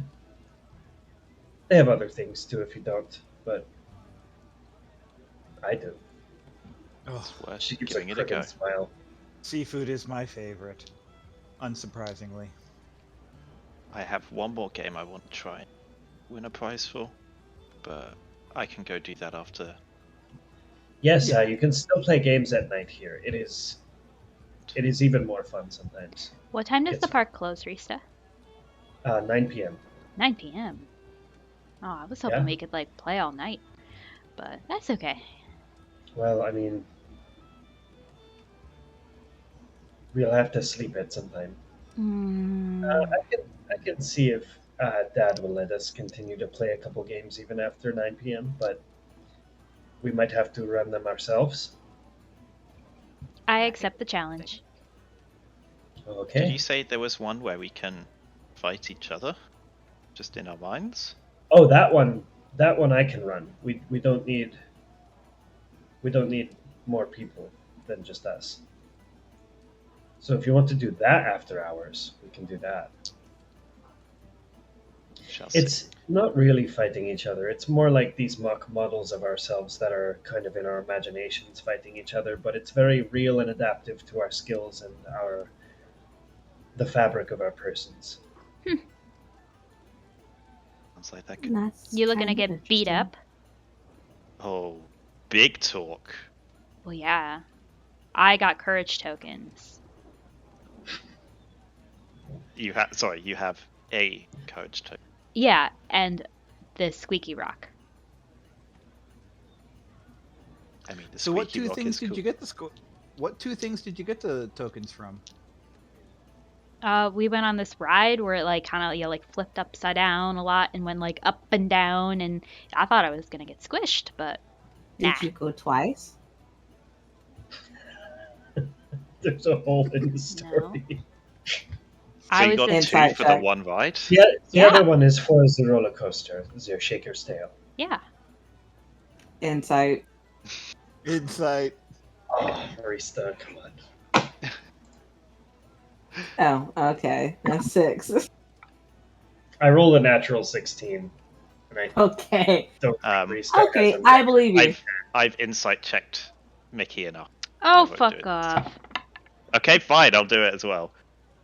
Oh, Yeah. that was terrible roll. It was a 13. So Ha! 17. 17 What as is well. Rista's charisma? Okay. Rista had a 16 for her deception. 17. Okay. they gave one out for the roller coaster. That's real impressive. Mm-hmm. Sweet. Might have to give that a try later. See if I can win one. You gonna go on the roller coaster? Well, if you can get free prizes from it, maybe I will have to. Yeah. I mean, it's only if you don't get scared, and I know how you are with heights. Yeah, I know how you are with being scared. It's all right. Ryan's seen some shit. Haven't we all at this point? Indeed. Shall we go to the restaurant? I'm getting Sounds hungry. wonderful. Yeah, I'm Sounds starving. great. Yes. So you all walk beyond the outer wall of the park, and she directs you to the Island Storm Hotel. You walk in, and there's many affluent people that seem to be walking around. And in this central hotel space, though you're not staying here, she leads you down a hallway, and eventually you find It's a very Vegas style hotel. Eventually, you find this court with a few restaurants in it, and she takes you to one called, where are we? The Boyle House. And it has, you can smell the like shellfish coming from it. Though it smells very clean, it doesn't have like that deep, really fishy, weird like fish market scent to it. Um, the letters printed on above the door to the house itself are like these like iron bolted letters. It looks very fancy but rustic at the same time. She leads you inside, asks for a table for six. You are sat at a booth alone and isolated where you can just have a conversation. And here we're going to take our break. So, Cool. to anyone who is viewing this, thanks for joining us on our theme park adventure in D&D. There has been no danger or adventuring today. It's just playing games. For So, funsies. That is what we Woohoo! love. Beach episode. Yep. We will be Each spending 15 more episodes within this place to thoroughly win every single thing. Mm-hmm. Explore all the lore of what every toy is Yep. and see where they came from. Yep. Yep. Go on all the rides multiple times. Basically, any time we move to a major location, we will be spending 15 to 17 episodes in that major location. Mm-hmm. Basically, So- until we absolutely have to leave because things go to shit because we stay there too long. Yep. Like, who is that eyeless vampire that sits in the middle of the haunted house? it's a What is he based costume. Is it a We'll see. machination of something or other, or is it something that's actually like a really real thing? It's just simply a remnant of what was left. I don't ever foreshadow big events with mundane things. That is No, not of my course style. not. Of course Mhm. not. Never, never. It's definitely my style. Yeah. All right. We'll see you in 5 to 10 minutes, and thank you. Okay.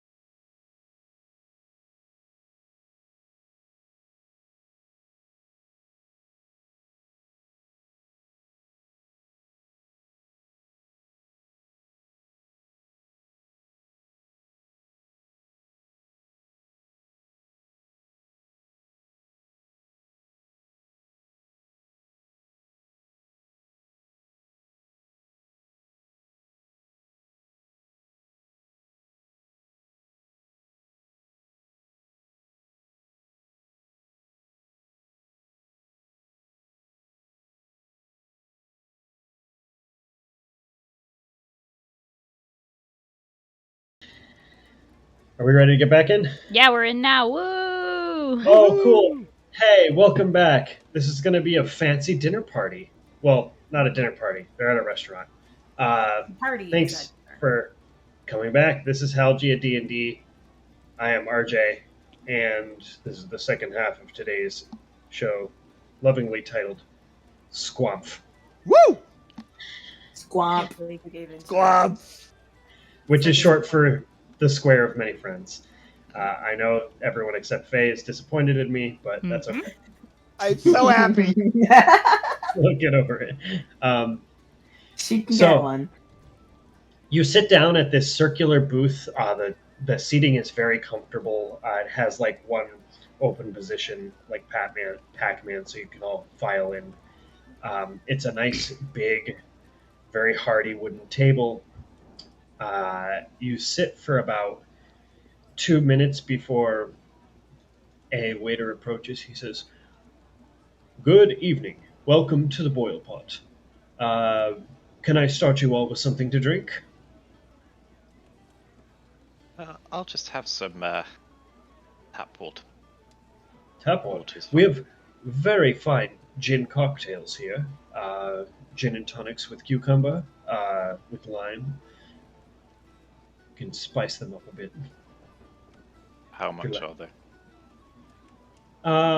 The cocktails themselves are 5 silver pieces. Oh, yeah, please, 2. Excellent. And for the rest of you, What do you have that's sweet? sweet. We have tarberry daiquiris, if you would like to try that. That sounds nice. Excellent. I'll have it. Give you a tarberry daiquiri. Anybody else? Hush's ear twitches at the sound of that, but she doesn't say anything. Would you like a daiquiri too? I can make them without alcohol if you'd like. I suppose I'll have a glass. With or without gin? Without gin, please. Excellent. I'll take one of those gin and tonics. Excellent. With the cucumber? Sure. Lovely choice. And I will have a double hard day. He gives you an. Does it come with an extra long day? What you do is you take a glass, fill it with ice, then dump the ice out and give me 2 servings of whiskey, please. Oh, I understand what a hard day is. Perfectly.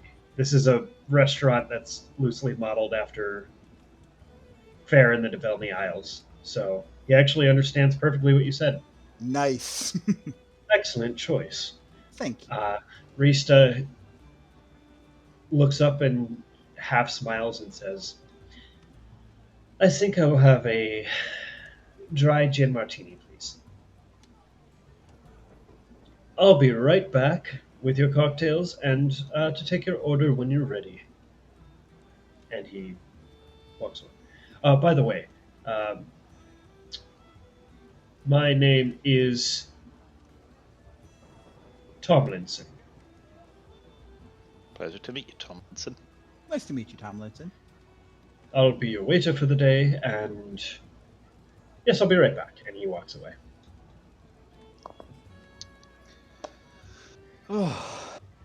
This is quite the park that your dad has here. Yes, it is his vision come true. He believes that this is the best thing in the entire world, and that he is an you met him. He's Yeah. got an ego. He's pretty pompous, yeah.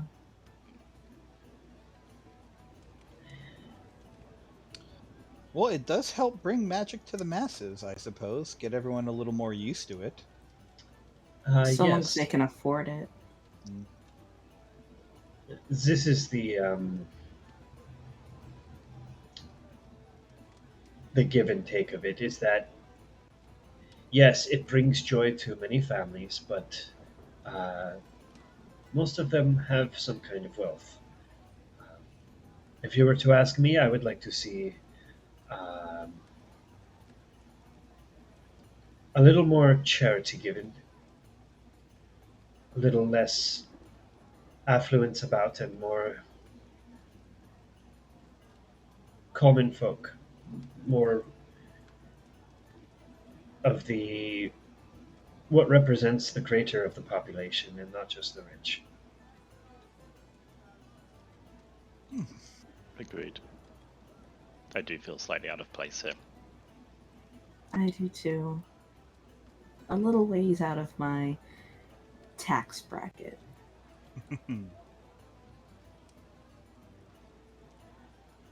For that, I am a bit sorry, but just know that if you're in and you're a customer, he would never want anyone to feel out of place. He doesn't simply target the rich with his business. He only has made it that way as a byproduct of the prices he set. And the price to keep this place operational is pretty high, so I can it's com- understand. it's It's not. complicated.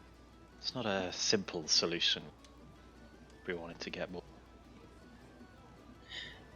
I'm sure you've seen traveling carnivals and festivals, but this is not like any of that.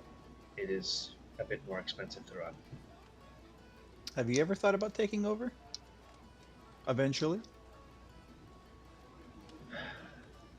As fun as this is, I mean, the past 5 years I have been able to visit here and had the privilege of having this at my disposal at any time. So it has lost a little bit of its luster, but I don't think that that's the point. I don't think I want to take over just because I would rather pursue my curiosities and perhaps do some good, uh, making right with the world. I think there's something big happening. I think you all feel that way too, as per what you've seen. Well, I admire that decision. as morbid as it is, there's now some openings on the Insight Guild. Hmm. I feel you could put a pretty strong case for that. Perhaps one day. But I do want to ask you all a question, if it will be well received, I hope. Go ahead, Well, shoot. You have intentions to go to the place that you mentioned, the Coal Quest, yes? yeah. I would like you to take me with you so that I can learn a couple of things. Oh. What is it that you're trying to learn? I know that it's a TMPLE, but I didn't take you to be the type that would be interested in these kinds of affairs. The Coal Quest is a place that exists nearby to the society that we know, but I don't know much about it, and I have a feeling that it, and forgive my, she says in Celestial, and forgive my secrecy, but I think that it has a little bit to do with uh, some taboo themes of godlyhood. Yeah. I would like to reach deeper into the divine connection, see what can be learned. She Is switches it back. because you? Oh, I wouldn't know. Yeah. Yeah, I She have no switches. idea. She switches back to common. Degree. And we can Yeah. dis- we can discuss more of that in private, and if you need to share with other languages here, with the others in your group, then I understand. Well, nah, we can discuss it later Yeah. in a Well, less public place. I mean, Yeah, if there I'm- is I'm- one thing I'm good at, it's languages. I speak like 4, so So, I mean- you do. I speak 4 as well. awesome. And if worse comes to worse, if it's very important to discuss right now, and I'll give the hand signal that everyone in the group should know. Oh, oh, yeah. I'll whisper to We have Rista. That means she can talk to you in your brain. Ah, yes. It's something. My father does that as well. I would be much more happy to hear your voice in my brain than his, as, it can be a little annoying. That is what fathers do. So, will you have me to accompany you to the SQoMF? I think we can find more answers with the flowers and the skull, and perhaps a bit of a more divination-based connection. I'd like that. Seeing That's a as start. seeing as you know more about this than we do, I am very much in favor of you coming with us. Excellent. Quinn, Ryan? I agree completely. I think it would be useful. So, what about those drinks? And the waiter comes back and he has all your cocktails, sets them in front of you. You taste them. They're very delicious. The sugary ones, the daiquiris, are tremendous. Last thing Mickey needs is more sugar. Hush This is doesn't really take good. hers. She's just staring at the glass. Hush. Try it. It's Mhm. really, really yummy. You like tarberries, right? Yeah, they're my favorite. Yeah.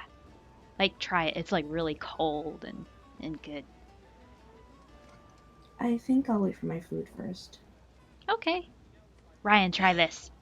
Speaking of which, may I take your order? Would you like to order food? Yes, please. Yes, please. Please. Rista goes, crab legs, please, on her tab. Oh, I will have all of the sushi on her tab as No, well. Please. no, no. Oh, is Mickey paying for dinner for I me? am Apparently not. so. So No. Mickey's Thank paying? you, Mickey. She is So paying for me. generous, Mickey. thank I'm you paying- so So- much, Mickey. I'm Your paying for generosity her is and well for known. me, and that's it. And me as well, thank you. So No. yes, sushi on her tab, please. All right, so I look sushi over- and crab I look legs to the and- waiter and I'm just like, Oh, we can sort out. We can sort out the bill at the end of this. No problem. yeah. I'll look at the menu really quick and just kind of pick something at random. That sounds good. Why don't you roll a? Hold on. We'll make this a There's little her chart. There's a chart for everything. Mickey doesn't really have that much experience with seafood living in the desert. And I'll ask Faye if she has any recommendations for what's good for seafood. Well, if you're, is this your first foray into seafood and sushi? I mean, I've had some, but Ooh, they have coral belly pike. Okay, I recommend that. It is delicious and tender whitefish. I think you'll like it. Does it come with a pike? No, the type of fish is a pike. Right, Why would I'm they sorry, name a didn't fish come with after a pike. weapon? Or did they name the weapon after the fish? No, not the really weapon seafood definitely equivalent, came so I don't first. see why they would. Interesting story. It's actually completely coincidental. It comes from the Develi dialect, compared with the naming of weapons of great old, which came from grunting sounds of our ancestors. the pike refers to pika, meaning long, slender fish. So, though it coincidence, it does make a little sense. I am 100% insight checking this just to see if she's lying out of her teeth. Oh, it wasn't Rista, that was the waiter. Oh, the waiter, even better. That's a 22 on insight. He's Uh, really bullshitting for some he reason. he seems to have an act where he likes to impose pretentious knowledge on pretentious clientele to try to make them feel fancy. Whoa. This guy's really That's smart. really interesting. Which book did you read? I would Uh, love to read it as well. I'll write up a reference for you. Thank you very much. I look forward. So, orders sushi, sushi, sushi. 3 types of sushi. Um, I think.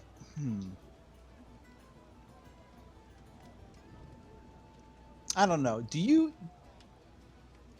serve red blue through here? It's famous in the Isles. You know, the fish that you have to cut a certain way or else it's poison. We do. It's very expensive and limited quantity. So let me see if we have any left. And I'm not paying for it. He shouts back, Mark, Mark. do we have the red blue through? Is that what you said? Yes. Okay. We've only got a couple servings left. Yes, please. I will have that. Excellent. Very wise choice. Mickey, roll a d12. 8. Fish sticks. 8? Mm-hmm. Okay, so the dish you've chosen is a rice pot. It's essentially like a steamed pot of rice that's crisped on the edges and topped with herbs and savories and shellfish. Ooh, like a bibimbap. Actually sounds Yeah, really kind good. It does. I know. I'm like, oh shit, now I'm This is hungry. all inspired by real food. And for you, miss, gesturing to Hush. What's your cheapest? Fish sticks and tater tots. We have fish and chips. We have Hush puppies that can be substituted for the chips. Hush puppies. I mean, That's so appealing.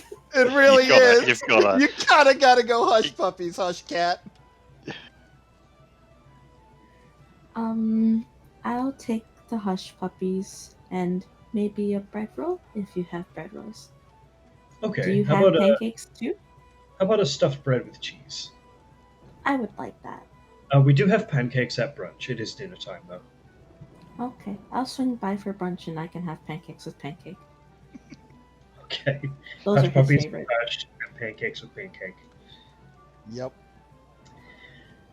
All right. So your orders are placed, and the waiter rushes off to go put your order through.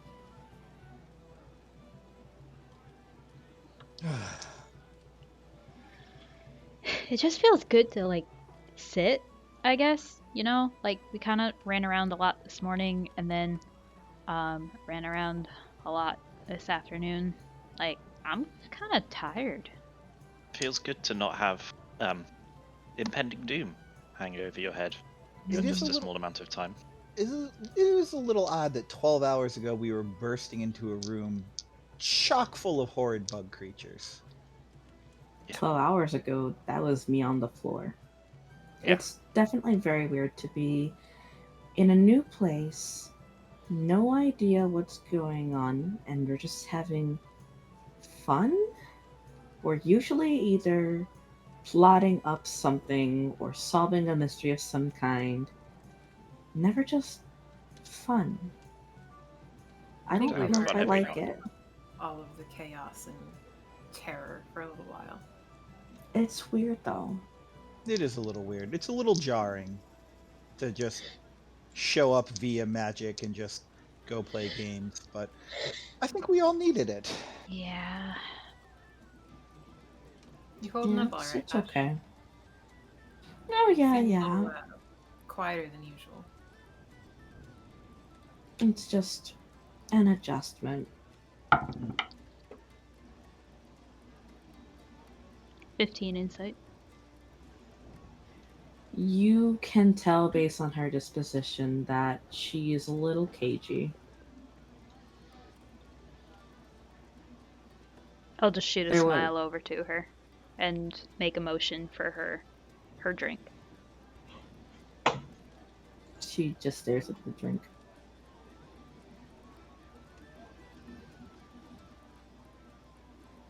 So, we never got to ask you, how'd that banishment go? Yeah, what was that The, about? the exile from Riley. How did all that go? Uh, yeah, I thought it was going to go a lot better than it did. I tried to pull my privilege card, and the Inside Guild was being a bit strange and essentially told me no, blamed me for strange things happening on the Celestium event and endangering the public, and were going to throw me in prison, but remembered who my dad was and instead sent me off here and put me under house arrest. But as you said, uh, the Inside Guild, it is very sad, but it seems like there's not a lot of them left around, and maybe my exile has ended. I believe so. Thank you. Strickland seemed to tell me as much. She looks towards Ryan and goes, "Thank you." I'm Helping glad you out didn't get friends. thrown in prison. Yeah, prison would have been bad. I mean, Well, on a purely selfish note, we sort of needed you around. So, and I know a thing or two and study people and people watch sometimes, and I think you would have broken me out of prison. Yeah, She just gives a playful smile. I've done it before. It wouldn't be the first time. Really? Yeah. I got into a lot of trouble as a kid. still do. Whoa. We all do. Still do. Speak for yourselves. You said the Insight Guild was acting strange. Do we, and I'll kind of look around at the group, do we think they've been, like, bug people for longer? Like, do you think that's why they were acting strange? No, we know that I when don't think they were bug people. They weren't they weren't bug. transforming into bugs. It was more so the bugs just came to them and just picked them off one at a time. True. I think that had more to do with us in the veins. True. It's very obvious when they'd been taken over. I mean, Nothing, yeah, that is there was true. nothing behind their eyes. I think that embarrassment and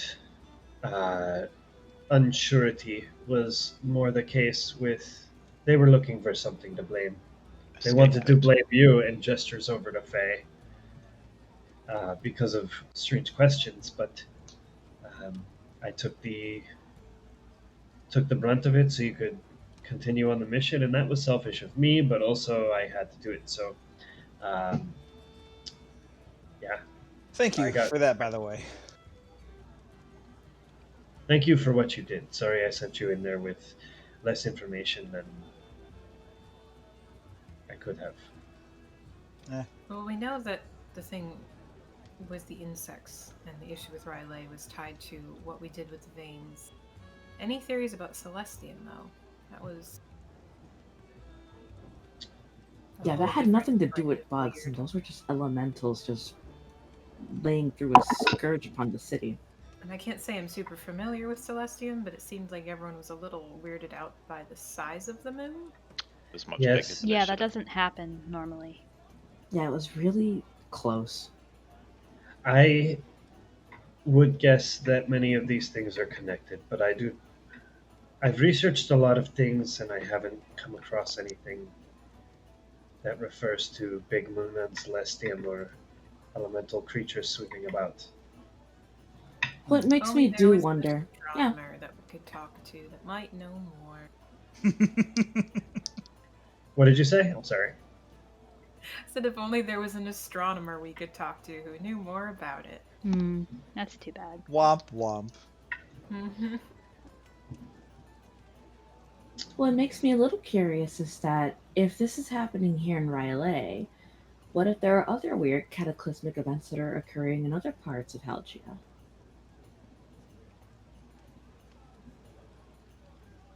That is an interesting question. Perhaps we should beckon for news. Do you have contacts in other places? I certainly do. You do. Hmm. We should get in touch with some. I'm trying every day. Anybody else? Or contacts?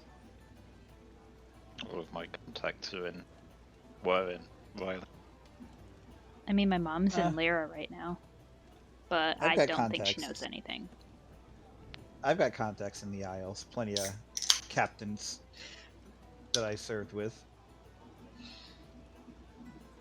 Mine are a bit further out. I don't think they'd be of use to us here. You would underestimate that. I would recommend if you have contacts further out, then maybe we would reach out for further information. Send some Where letters, no? exactly are you referring to? Outside of Halgia. Wait, you're not from They're Halgia? outside. Yeah, as I've said, I've traveled pretty far. How far is far? You're really vague, you know. I spent a lot of time in Mhm. Eastern Thrall. Do I know where that is? Roll a history check. Nope, haven't the foggiest. Nope. I'm pretty Not sure I even gonna mentioned that try. before. Sheltered Okay. Riley kids Fuck have it. no Yeah, clue. why not? I'll try. 9. No, I got no clue. Do you mind before dinner? It won't be painful or anything, but do you mind if I try something, Quinn? What exactly are you planning on trying? Calibrate some information. I would like to. I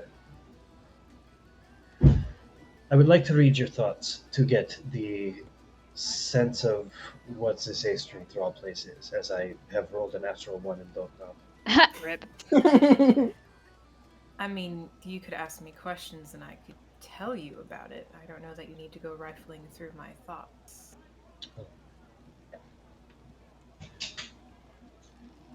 Sorry.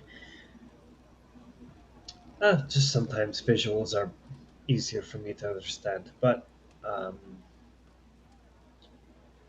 are there events like this happening in Eastern Thrall? Not for a very long time. They did have their own issues for a while, but that's been taken care of since. Okay. I haven't seen anything similar to that here since I've been here. Did you play a part in taking care of the business in Eastern Thrall? A bit. I mean, most of the country helped out. It was sort of a big deal. I think anyone who is capable and able to played a part in it. What sort of part did you play? How did you help? Helped fight against the tide of darkness that was Ooh. threatening to consume the country. Tide of darkness. And that's a pretty big deal, Quinn. Do I know what that means? Can I, like... Is she, like, Can I exaggerating? roll, Like... actually, Roll an insight check. can I roll a history check? Sure. That's cocked.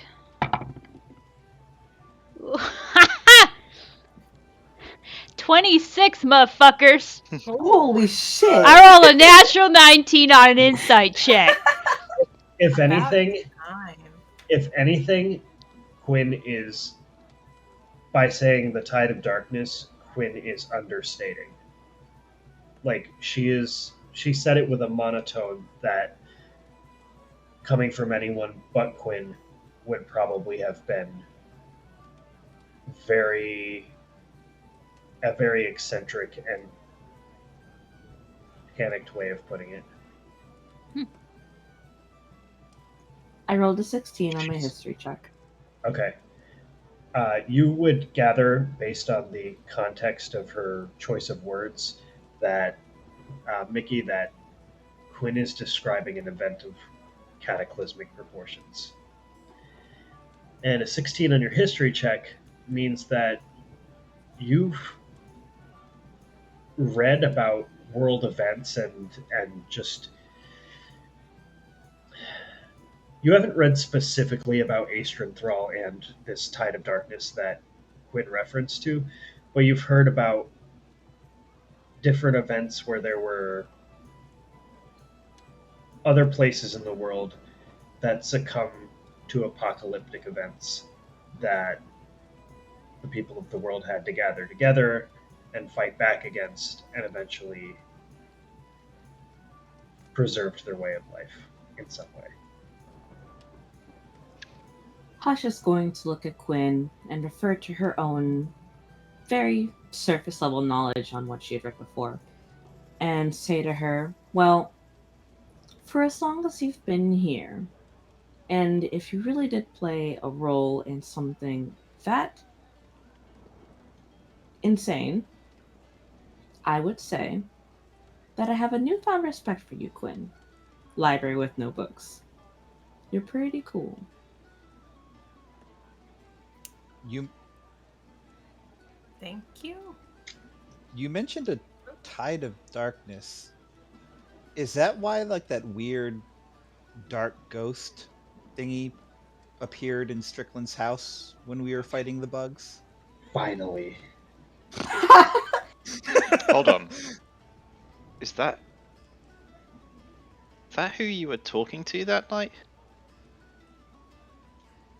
Wait, you mean you saw something while we were fighting those creatures? Yeah, you had just like stabbed something, and then like some weird like was I able to like make out features when I saw it, or does it appear to me as just like an amorphous, like human shaped blob? It has features. They're kind of translucent and hard to discern. I don't Okay. remember exactly which ghost you were able to see. I believe I described it in the moment, but But yeah, I can you're able like to present defining features, just not like colors or anything like that. well, I mean, it's like I saw like it had like a nose and eyes, and it wasn't just like a human shaped Right. shadow. Okay, Yeah. it's like, and I'll be like, yeah, when you stab that thing, some person appeared out of nowhere, like looking all black and gray, and stabbed something else. Hush is going to point to your drink, Faye, and say, did you have too long of an extra long day? Oh, this. I mean, I've seen it too, but I figured, it was just like some You've kind of seen it? yeah, it was just I just figured it was some kind of like magical thing that she did. I don't know. I mean, I do Ryan, have magic. you seen it? Faye does magic. I don't know. It's not my I But business. Quinn doesn't do magic. I didn't mean, she see it kinda at did. that time. But When? Quinn looks like visibly shaken, like very much caught off guard. she has also, like, we were traveling in the desert. There was one night when she was like, I thought she was just talking to herself. I was off looking at what on watch or something. To be entirely honest, so did I. You Do you want to talk about this right now, or do you want to wait? We can wait. It's fine. It's fine. It's not a secret. I didn't realize that other people could see them, or Do you know who they are? Okay. to be honest, I thought they were figments of my imagination. I didn't realize that they were having an actual physical impact on this world. I thought I was just I mean, seeing old friends. if they Wishful were, thinking. if they were figments of you, I'm kind of happy that they are part of this world. Because if you were, you know, hallucinating figments of your imagination, that's probably not a good thing. Were they your friends, Quinn? Something like that. I've mentioned before the people I used to travel with. Companions. We were all pretty close. As I mentioned, we had a part in the calamity that happened back in Eastern Thrall. They did not all make it out of that alive. I So see. it's not uncommon for me to think I see their faces in crowds and the like. I didn't realize that it might be a bit more than that. Is that troublesome for you? That they might actually be operating on this plane in some way? It is. I mean, I thought they were... I just want them to be at peace at this point. If they are actually manifesting here, then that is worrisome. I'll kind of look over at Rista. Well, I mean, maybe they chose not. I mean, you're the expert. Maybe they chose not to move on. They wanted to Re- watch over. Rista is listening to this conversation with a studied expression on her face, just like that moment when you know it's time to learn and gather information, and she is literally just listening intently, choosing not to speak. Okay. And she, as you say that to her, she says,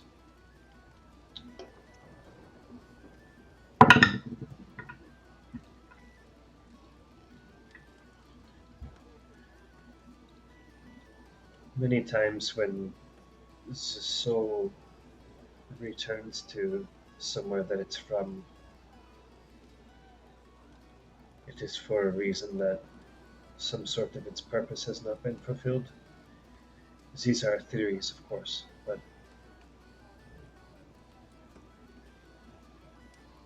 I don't perhaps see why, though. I mean, we achieved our goal. We made a pledge to protect someone, and we did. So I don't know why they came Well, back. What if I they're mean, trying to protect you? yeah, Seem to be helping you. you are kind of in the thick of something that seems like it might be big. Again, in your case, maybe they came back to help.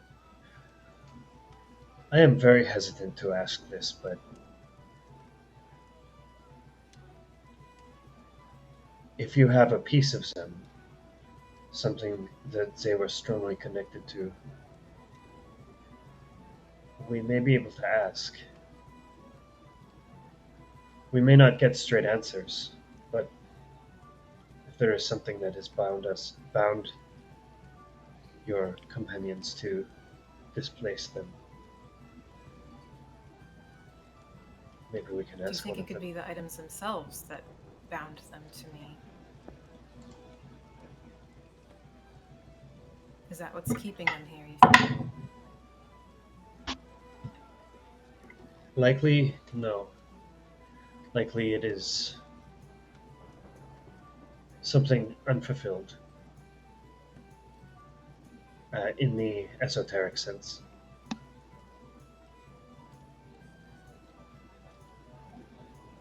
I might be able to, but if all this is true and they're not just in my head, then I think I might be able to talk to them anyway.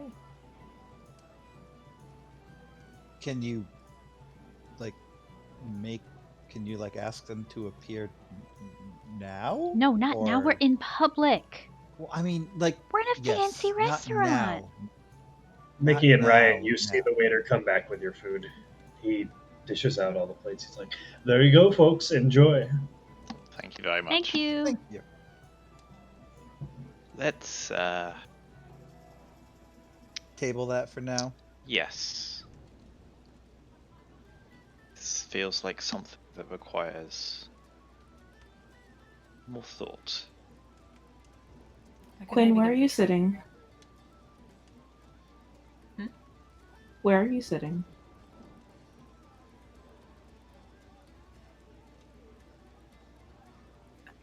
Oh, Like it's what a circular. position? Or Yeah, it's a circular table. Hush is just going to scoot her chair closer to Quinn. Oh, No! Oh, she's been taken by as the you phantoms. approach Quinn, she disappears into dust. Whoa. no. She was a figment of our imagination all the time. Oh, how Pretty fine. much of a Other layer. people are just doing something. So Hush scoots her chair over. Okay, To I'm so Quinn. sorry. I missed most of that, so I don't know what to say. No, it's okay. Hush just scooted her chair closer to Okay. Quinn. Okay.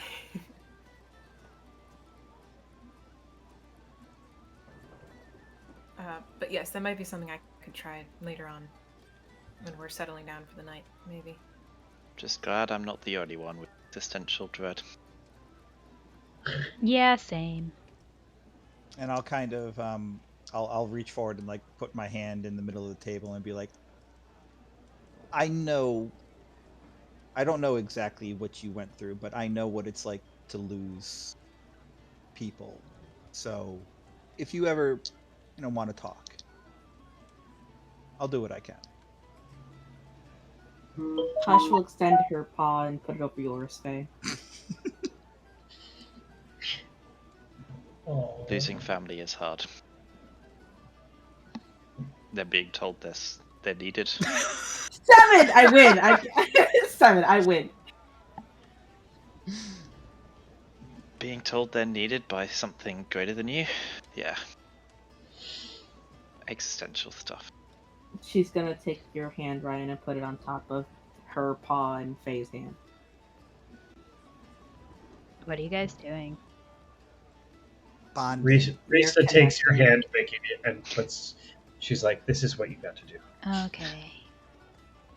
And we'll all I'll look at Quinn expectantly. I have no idea what's happening. Oh, you We're missed all of connecting. that. Yeah, Touch hands! Hates anything to do with my character. I had put my hand in the middle of the table and said Okay. that I don't know exactly what you went through, but I know what it's like to lose people. So if you ever want to talk about it, I'm here. And then one by one, everybody else put their hand on. Mickey needed encouragement. And one of them is a so cat we're paw. doing this. Yeah, what a cat paw. We're doing this. It's, I'm Just, hoping, like, extremely soft. confusedly putting her hand in the middle. I just look at her like, I don't know. Just Is this go. where, are we cheering or something? Is this... We are in a nice restaurant. No. Cheering. Cheering. I'll just be like, I was trying to comfort you, and everyone else put their hands on, so it became a thing. It was an extension Well, of good I faith. appreciate it. I think it's us showing that we're there for each other if needed.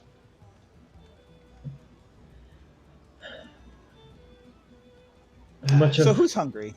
Much of my life has been spent without the issues that you've described, so I cannot relate in the same way. But if you need help with anything that I might specialize in,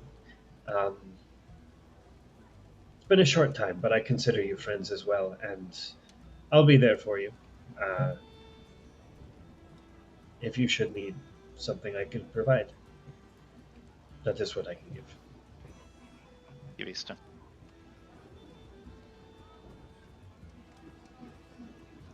Well, shall we eat? Yeah, my food's getting Yes. cold and I really want to eat it. It's sushi, it doesn't... Anyway. No, I've- she's got a rice pot. I got a rice got bowl. like I... All right, you guys get down into the business of your food.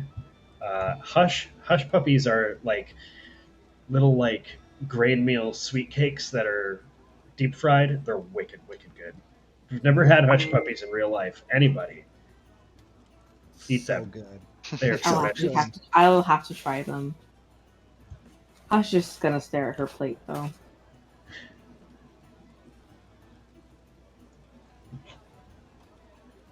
She'll like take a nibble and just leave it on the plate. Rista waves a prestidigitation to just waft the smell, the wonderful food smell more extremely at Hush's face. And she just goes, "Go on, don't be shy and eat that. It is probably really good." And I'll kind of lean in and I'll be like, "Hush, your body does need to fix itself from earlier today. You should do your best to put some food in." Oh, I I'll didn't try. order anything for Rista, so we're just going to decide to. My stomach's starting to hurt a little though. Okay. No, do what you can. No worries. How is the food? And she's just cracking crab legs open. Rista is just dipping them in butter. Tastes even better knowing that Mickey's paying for it. I am not buying your meal. I am not. So good. I am not buying your meal. I hope you have money. Well, I know that you have at least 10 gold from what you earned from the painting, so I'm sure that should Yeah, help and cover that's going to be the perfect amount for my meal and Rista's meal, and that's it. and my meal and Faye's meal and Quinn's meal. Nope. Hush's meal. Yes. You guys are going to be washing dishes all night. Are we within 30 feet of a window? Oh my god. Everyone misty stepped Not. If only Sneaks one I step hadn't behind. used it to escape the big scary demon thing earlier. Aw, what a waste of a use of it. What a waste of a a use. Yeah, I waste. should have I used know. it to. To be fair, I actually also used mine, so. Yeah. So you all enjoy your meals. Hush, you nibble slowly at it, feeling a little overwhelmed in the big environment that you're in.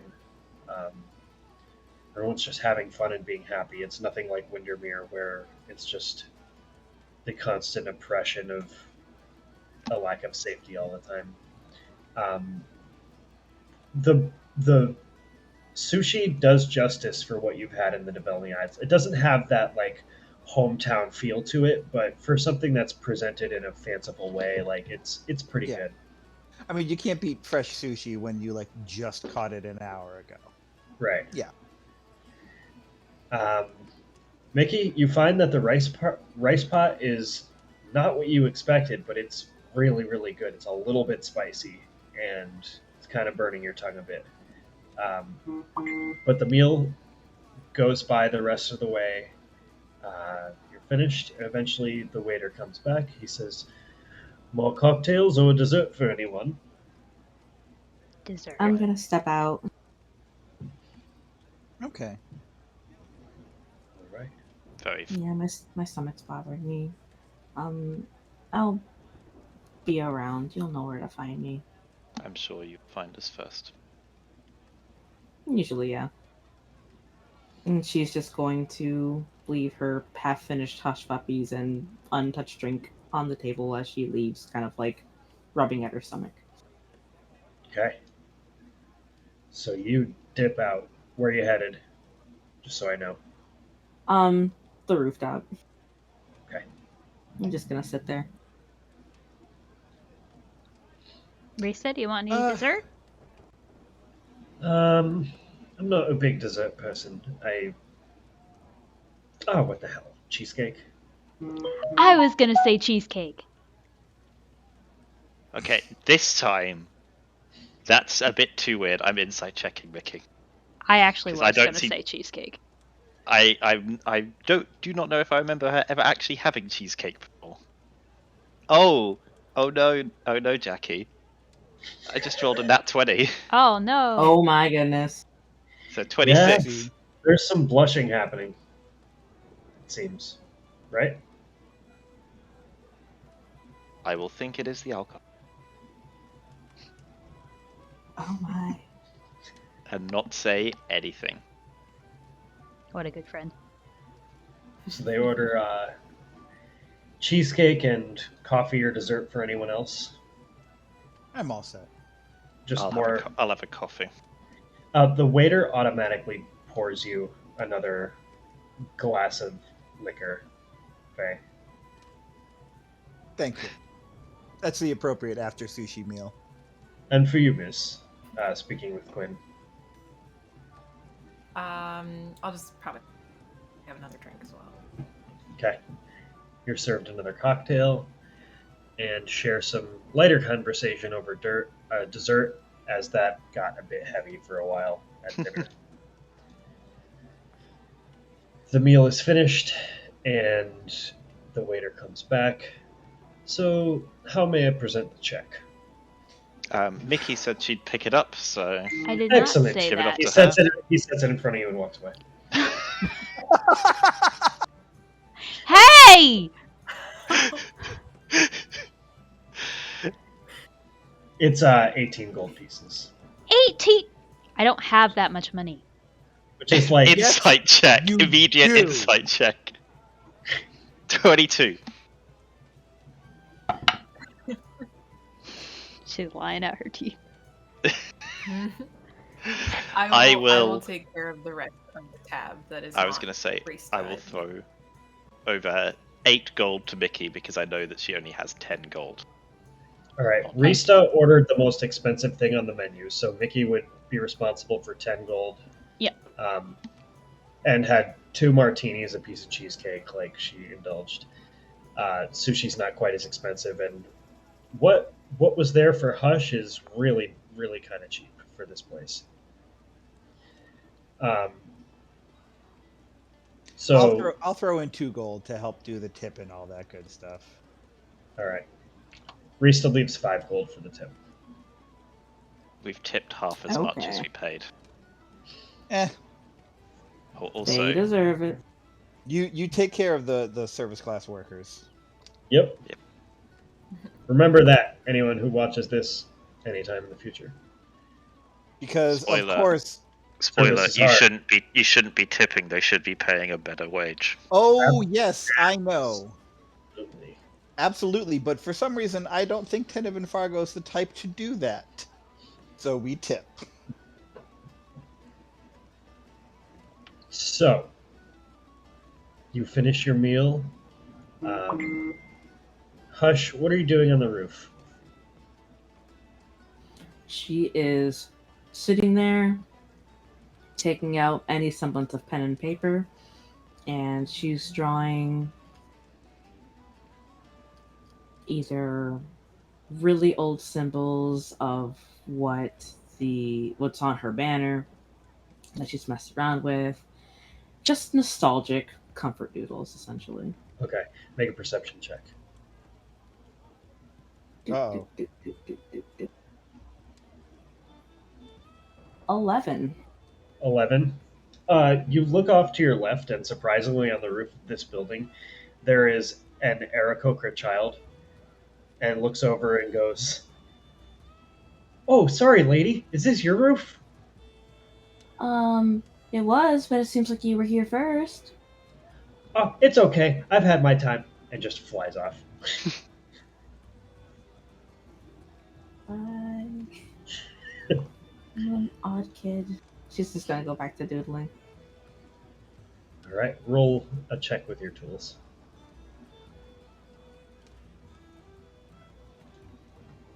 Cross my proficiency bonus, it's a 13. 13. Yeah. All right. Your hand is gentler with the drawing supplies than it normally is, and you don't get as deep of an outline as you normally do drawing the symbol.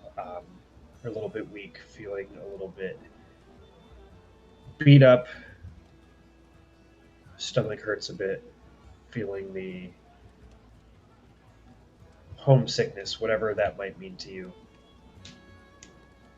as you doodle away at this paper on this rooftop.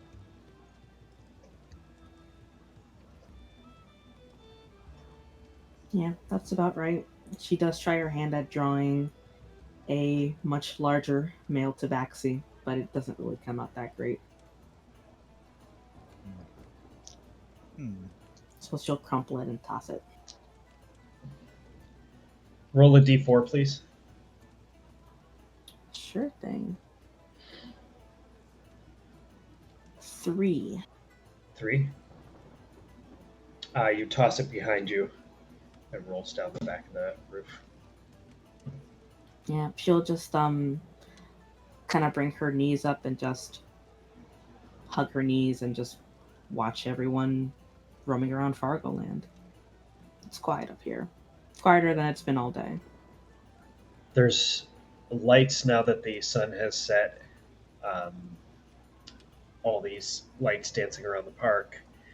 A couple of lanterns and fires and sconces lit, and you can see the beautiful array of colors out there. Just the colorful landscape that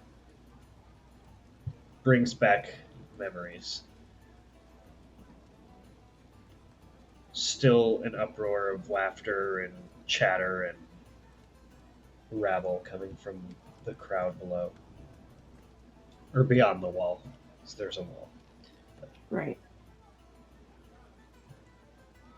But yeah, that's all she's really up to. It's a little mournful.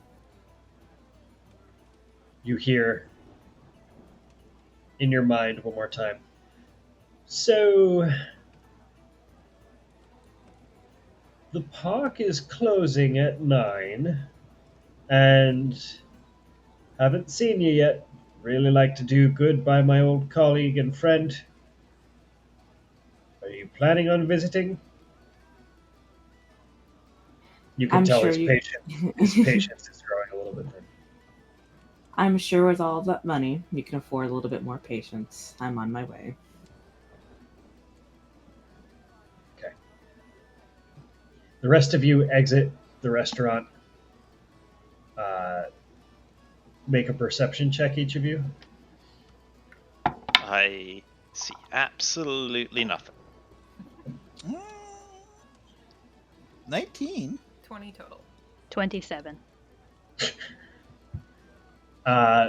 Mickey, you actually still Hush, roll a stealth check, please.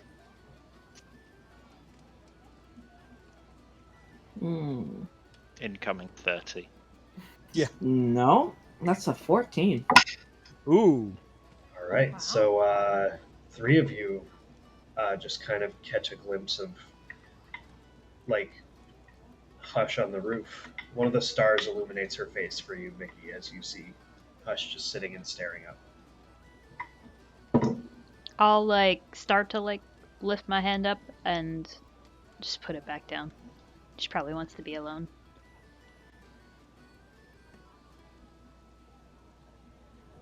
Yeah, I will not interrupt the quiet introspection. Yeah, letting it be. So the rest of you carry on back into the park, and Hush, eventually you disembark from the roof and start to make your way towards the first building you were in, where Tenevin's office is. Yeah. Excellent. I'm just going to say, Ryan wants to do the Circle of Fire as many times as possible until he wins the necklace. He will just continue doing it no matter what. That's I mean, awesome. I have this token. No, I need to win He this. wants to earn it. If I need you're to earn this. if you're nice to me, maybe I'll give you the token. I'm always nice I to you. want to play the whirlpool game as so hard. Oh God. Okay. What's the whirlpool game called? Oh, it's called Whirlpool.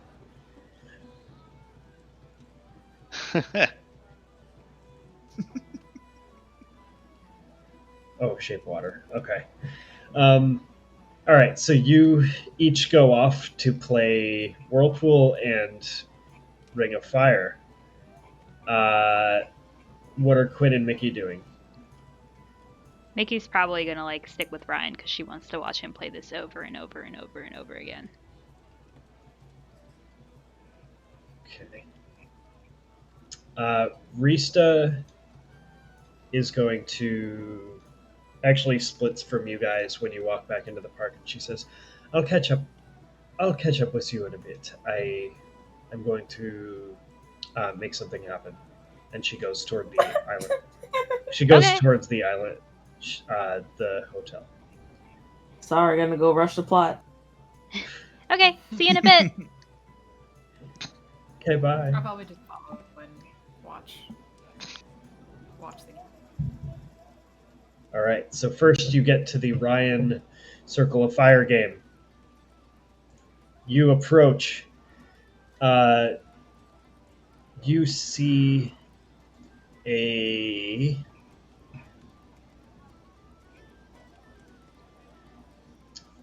wood elf woman as you approach. Looks to be, it's hard to tell with an elf. Looks to be younger than Quinn. Oh, good. So she could be anything up to like 300 years old. Excellent. Yeah. Yep. Perfect. That's a nice wide range. You see that she's wearing just a green tunic and green pants. She's got lovely red hair, and you walk up. She says, "Hello, lad. Are you wishing to participate in our game?" Yeah, I have quite the affinity with fire, so this seems like the game for me. She snaps and points and winks at you, gives you finger guns. Excellent. All right then, chap. Give it a try. Hands Yeah, I you the... hadn't used my fire rune earlier, but I will channel what I know about it. All right. So is it what? 5 rounds? 5 successive wisdom checks? Yep. Or intelligence. Wisdom will be what I am using. All right, go ahead and roll your first check. Natural 1. Good start. Oh, boy. Oh no. You don't have I am- control flames as a cantrip? No, you're a fighter. Nope. It's fine. I will continue. Pure like persistence on this. That's a natural 2, so I'm going up. Mickey's just like It's doubling every flipping the time. coin over. Yeah, I hear it. That's an 18 on the 18 will succeed on the third. third. Okay, going. That's a 9 on the 4th. 9 will not do it. And You get final one wick lit. Final one is a 7.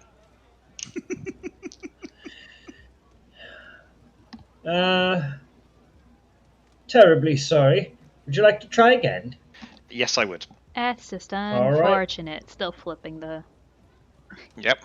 Thank you for the words of good, whatever.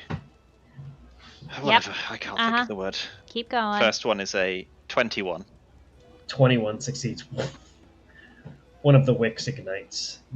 For visual, there's 5 candle wicks surrounding a central flame, and grabbing from the central flame and pulling it onto the candle wicks to ignite them is what you're trying to do. Second one is a natural 1. Not rolling well today. Good thing it is not combat. No, not at all. You light the wood elf woman's robe on fire, and she quickly pats it out.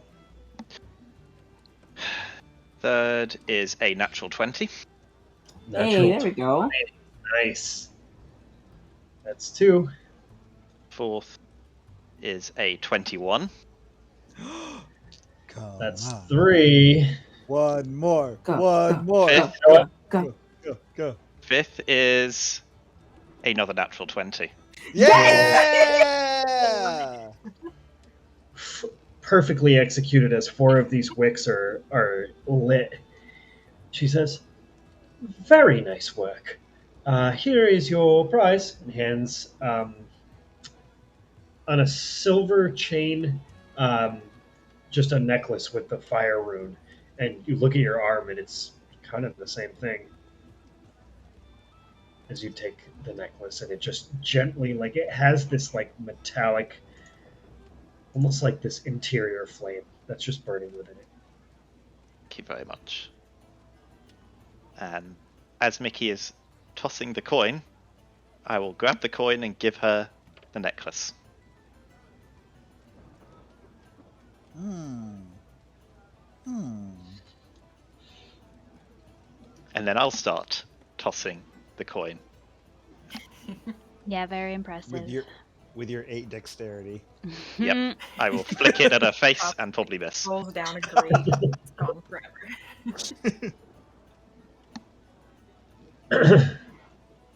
Well, you didn't All take right. nearly as many tries as I thought you were going to, so well done. Thank you for the words of encouragement. Fade, do you want to try one? Nah. Fire's not really my type. Well, but do you want to do another game? I mean, I did see one involving water that I thought would be pretty good. That seems more your purview. Yeah.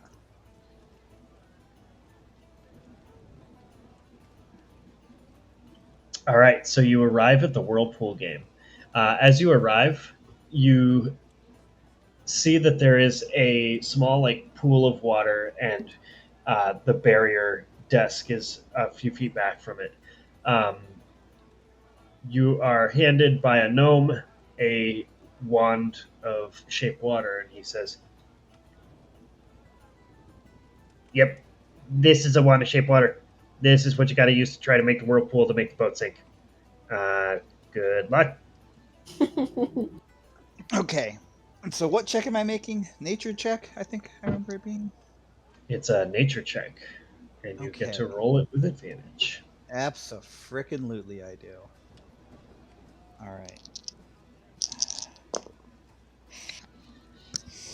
All right, so the lower one is a 11, but thankfully I rolled a nat 20, so that would be a 24.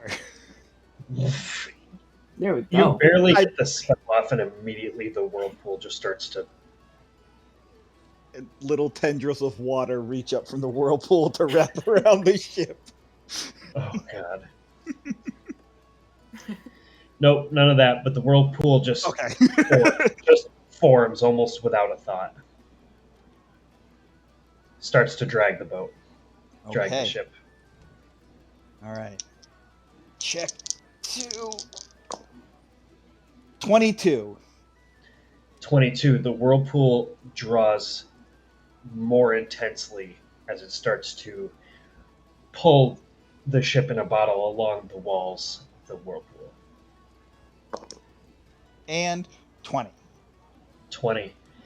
And finally, you see, and for a brief second, you see the glimmer of an object at the bottom of the pool, like just beyond the whirlpool. It grabs your focus for a minute, and as you look deeper at it, it's just this. There's some kind of pearl down there. You focus on that energy, and you see just the bottom couple inches of the whirlpool turn black and just pull the boat down, sinking it.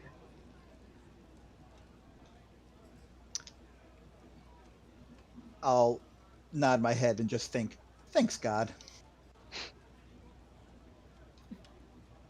Welcome.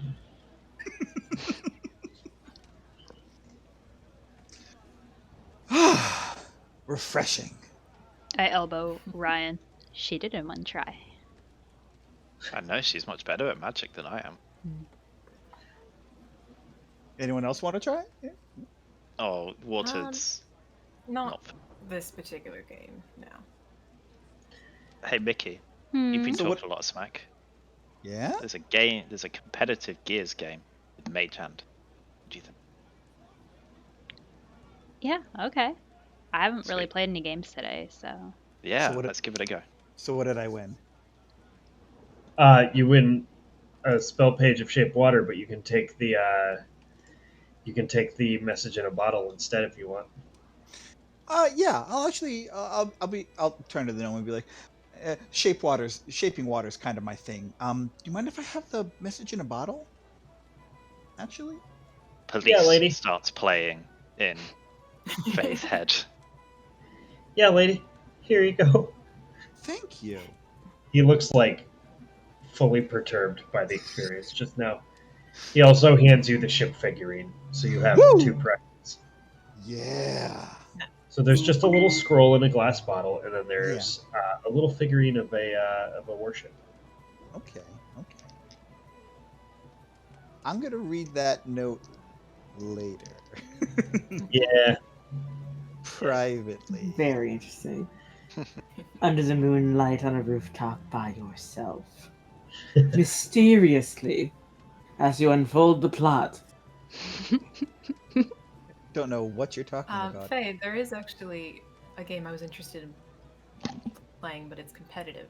Do you want to go do that with me while those two go do their Gears game? Ooh, okay, okay, yeah. I'll take your challenge. What were you thinking? You're probably going to be better at it than I am. I was just interested in one of the prizes. The Climber's Bane. Okay. I'm pretty Yeah. sure you have that cantrip, so you're definitely going to kill me in this one. But it's okay. I have no idea what you're talking about. And yes, I do. Yes. But here's the thing. I might be able to mold the earth better, but as we remember from the whole cliff debacle, climbing is not my strong suit. Well, I guess we'll see what happens then. All right. So you're gonna play Gears, Mickey and Ryan, and you two are gonna play Climber's Bane. Yes. All right. Oh, Both yes. are competitive. Yeah. Yeah. All right. I am first going to Quinn just really wants one of return. the prizes. I'm going to return to Hush as you finally find your way to Tennevin's office. Yeah. And you see him looking a little impatient. And he says, do you guys mind playing for another like 30 minutes or so? Oh, All good with yeah. me, yeah. Totally Okay. fine. Totally fine. You find your way to Tennevin's office. He gestures his hand and the door swings open. He goes, "You very much like to keep a person waiting. Come on in. I'm just ribbing for sport." I'm sure you are. Because if you were honest about that in any way, at any point, I'll punch you in the nose. Noted. Come on and have a seat. He looks totally unintimidated by you. Actually, you can roll an intimidation check and see. Cool.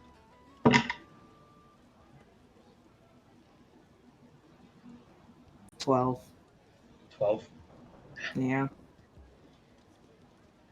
Okay, so I received a correspondence from a colleague and old friend of mine. We studied together a long time ago. Husel, right? Professor Hewson, yes. Yep, he told me about you. And ever since I left home, I've been looking all over the place for you. You weren't Well, at Donovan's Teacup, but you're here. yep, all you had to do is look in one place, the place that I built. Yep, awfully dusty in there, by the way. Oh, yes, I don't intend on returning there. I didn't depart Rylay with any sort of favor, so I figured I'd just leave my tower. But you did leave with a little additional layer of security. There's a lock, a magical one, that seals the tower. Was that your doing? Of course it was. You're gonna have to put those locks on some windows then. I was still able to make my way in. Clever. I appreciate that. Just gotta He, keep you on your toes. he smiles a bit at your problem solving skills as you told him you climbed through the window of his tower. Yep. Although, if you knew that you were leaving, why did you even place a lock on it on the first place? There's nothing there.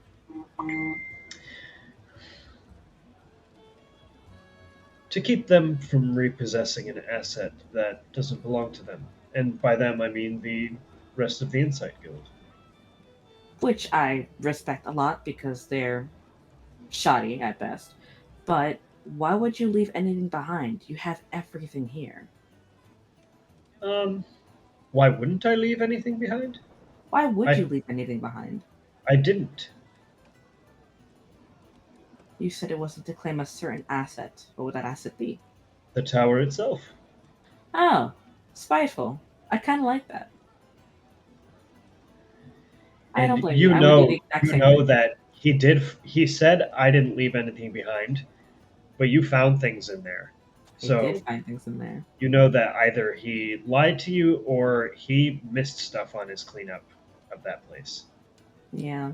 Hush is actually going to wag her paws a bit and produce a spectral hand that he can see. And he's like, "Well, you left this, and a lot of years in Windermere didn't teach me this. But one quick look at one of your old desks did give me this. No take Oh, backsies." dear, I've already made myself a new one, and shows you his hand with a glove on it. It's like, It's I nice. spent more time and more resources to build a new glove. I was looking for that everywhere. Well, I will gladly let you know that I put it to some excellent use so far. It was very handy. Literally. Hey, I'm glad. If you figured out how to use it on your own, then you deserve to keep it. Thank you. It's awfully generous. As I said, I had to build another one for myself, and this one fits better. Ah, I see. This one fits my paw, so perfect. But yeah, what Husa left me, and she's gonna reach into her bag and hand him over that incomplete spell page. He left me this, and I think it was a little weird that he wouldn't give me a complete one, given that he's pretty good at this kind of thing. So I don't know why he sent me off to you specifically to have this completed, but here I am. It's because he's like looking it over and listening to you as he's reading it. He takes a little like monocle out and starts like going over it, all bougie like. And he goes, "It's because your professor, though very talented, I don't think he knows this one. I think he knows that I do. I can finish this page for you." Or you show me the books that I need so I can finish it myself. I'm not one about handouts. I like working for my own stuff. I like your style. You're going to need divination components and a book on advanced divination. So I will give you a tome from my library and point you to the chapter that can help you complete this spell, and give you some components and you can figure it out on your own. I will warn you though, when this spell page is complete, since it's not something that can be used over and over and over again, depending on how well you succeed, this will have a lifespan. Meaning, you will only be able to cast it a couple of times before the lettering fades and the spell is destroyed. But if I have the knowledge to be able to recreate the page myself, I can make another one. Theoretically. From scratch, it will take a long time, yes, but you could. As long as I could, that's enough. I would say you'd probably have, depending on the strength of your skill, 1 to 3 uses of this once it's complete. That should be more than enough. Excellent. Allow me to gather the resources for you. And then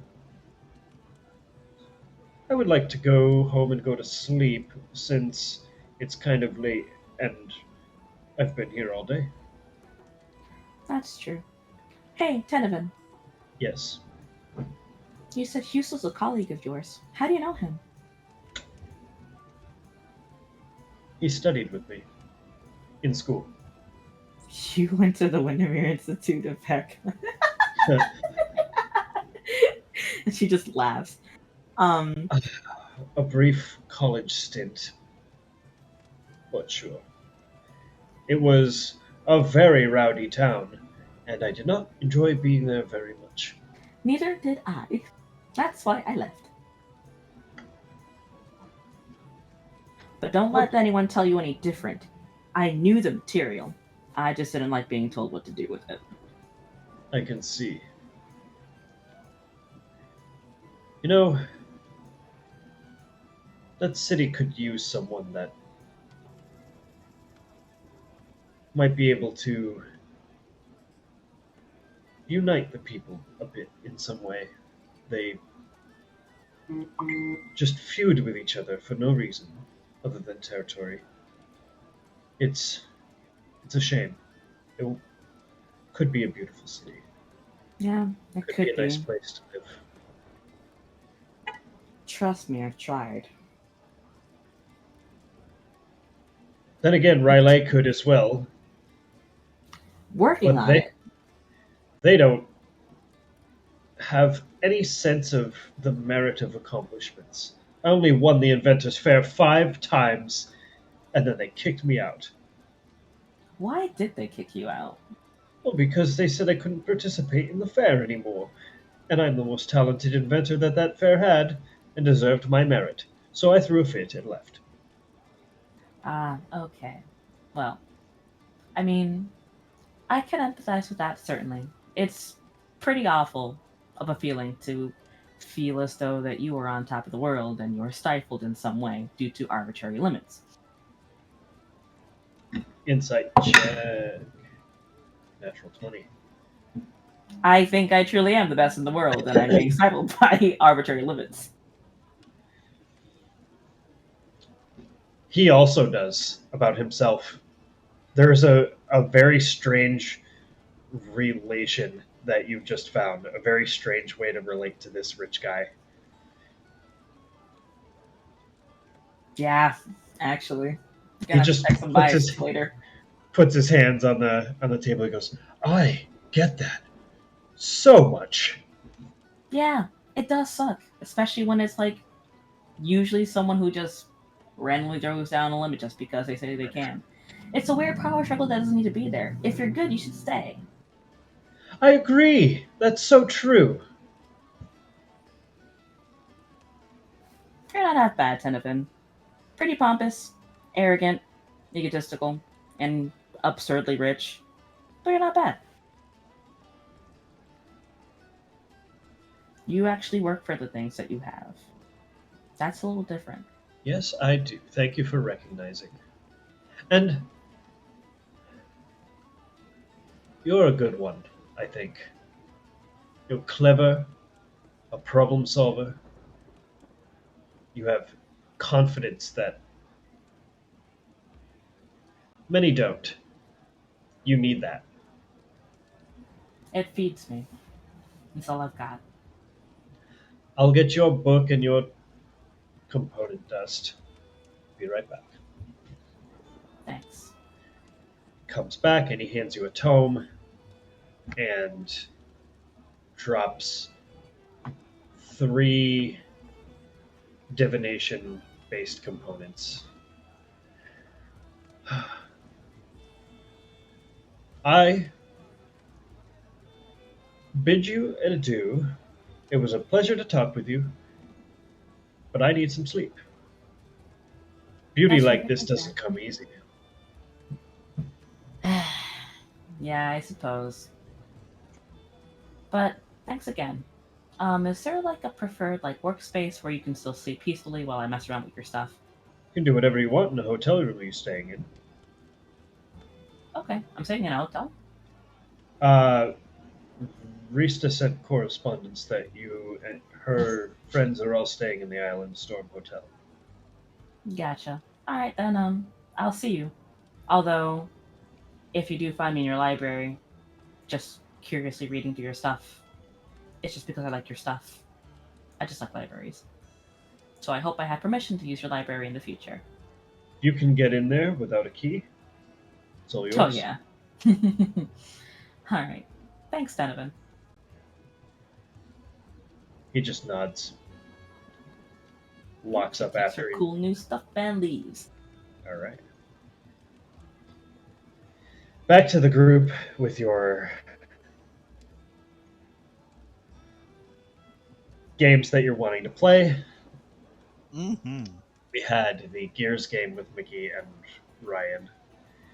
So, you approach the tent and you're both handed a wand.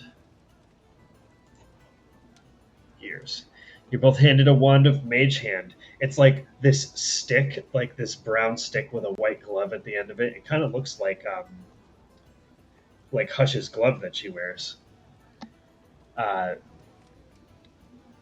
And now you have to try to arrange the gears. Okay, so you have these contraptions, and they're just these poles with these gears, and you can see that there's ways that they can connect with each other to start a clock. So Okay. I You will have your- turn to Mickey. I'll say, we both know you're going to win this, but I'm excited to try at least. I don't know. We'll see what happens. All right. Actually, it's a multiplayer game. It's fine. 2 players is fine. It's late at night. The person's like, all right, so here's the deal. You got your wand. You got to try to arrange the gears and put them back into place with the mage hand, you see? And then when they're put back in place, the clock might start. If it does, then you probably won. So here you go. Give it a shot. Go! Until it's the end of the day. Yep. Yep. It's like 8:55. He's like, oh god, I Oh, want yeah. to go. Been there. All right, Yeah. so roll an intelligence or charisma check. That is a 10 that I rolled. I also rolled a 10. Oh, you both passed the first check. As you slide the first gear just barely into place, it slides back along a piston. Good stuff. Oh, stuff. good. You both got the check. Next time, let's go. That's a 7. 23. Oh my god. Jeez. You take Ryan, your mage hand takes a gear and slides it along a rail, and then just keeps going and keeps going and keeps going, and you're like, no, stop! But it won't stop, and it shoves the gear off of the mechanism. You literally have to use the mage hand to pick it up and put it back on. Mickey, you take the hand and separate the 2 fingers in this weird formation, like this weird claw, and you click 2 gears into place at the same time. The hand gives me a thumbs up, and I give it a thumbs up back. My hand gives me the middle finger as I'm trying to work. Yeah, exactly. Yep, knew that one was coming. All right. Really good job, lady. 3rd check. Go. That's a 9, so still not working. Ryan, get it together. 21. Yes. Mickey, you won. You shove the last 2 gears into place really quickly, the nimble fingers of your mage hand putting in. You see the clock just and the clock starts to tick. Ryan, you take your hand and try to forcefully grab onto the gears, and the hand just knocks a bunch of them off the thing, and there's just the one left that you put in place in the first time. What was that? Winner! Yay! The magic stuff is clearly not good. Who'd have Yeah. thunk? Yeah, who'd have thought it? Well done, Mickey. Thank you! You can have my prize if you want. Oh, no. You earned that prize, don't worry. I'm perfectly happy with the second. Okay. All right. So yeah, you guys have the prizes listed that are presented to you. which I have to look at on my phone. I can't do Got a it. mage hand spell page. Spell page of Mage Hand Mhm. and whatever the Fancy So, leather gloves. Fancy Ooh, leather gloves, I want which is gloves. exactly what I wanted. I want gloves. Oh, so we're both getting gloves. Okay, so you both get a pair of gloves. He's like, "All right, thanks for playing." What color are the gloves? Can they be white? You get Silver, a white. you get a choice of colors. They like much like an actual carnival game. There's like a bunch of prizes hanging from the ceiling, and you can. There's like a bunch of pairs of gloves. Which color do you want, Mickey? Blue. Makes sense. We'll get the closest blue that matches the gems in Dream. Okay, yeah, you get a pretty good crystal blue. And I will go for a completely like ice white. Oh, cool. Ooh. Very cool. Fancy. Oh yeah. I have plans. All right. The other two of you arrive at the tent game. You walk inside the tent. There's no queue, really. You just walk in, and there's an orc waiting there. And he hands you, he's like, "You two gotta play." We're gonna do our best.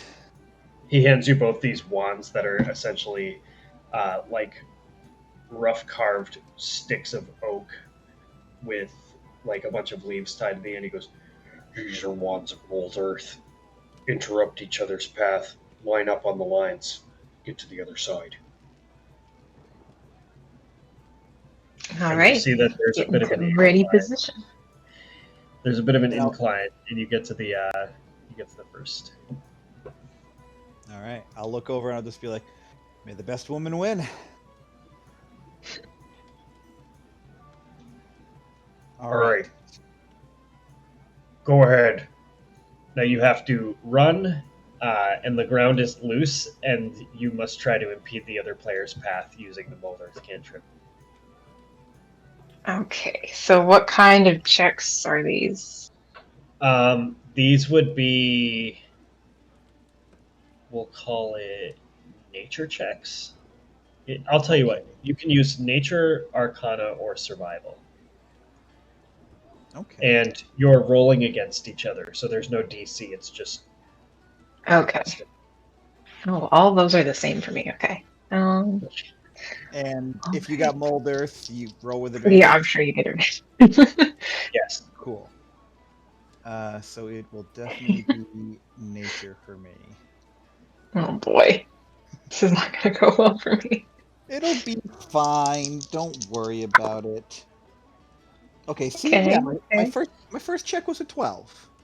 16. All right, Quinn, you get a quick spell off, and the earth slips over your boot, Faye, and just like kind of trips you up for a minute. You have to unstick your foot. You've fallen behind by 10 feet. Next check. I'll yell out. I'll be like, "Very clever." 24, natural 20. Oof, 7. All right, this time you say very clever, and you erupt just this eruption of earth just forms a wall in front of Quinn, and you get slowed down because you have to crash through like a solid wall of earth, and now you have dirt all over yourself. Oh boy. Kind of like Kool-Aid Man style, like bust through it. Oh yeah. Oh yeah. Last check. Oh boy. Ooh. 23. Natural. Oh, natural 19 for 22. Yeah. Oh man! Damn. This time you're both just causing the earth to explode and impact each other, and you're racing towards the finish. There's this da da da da da.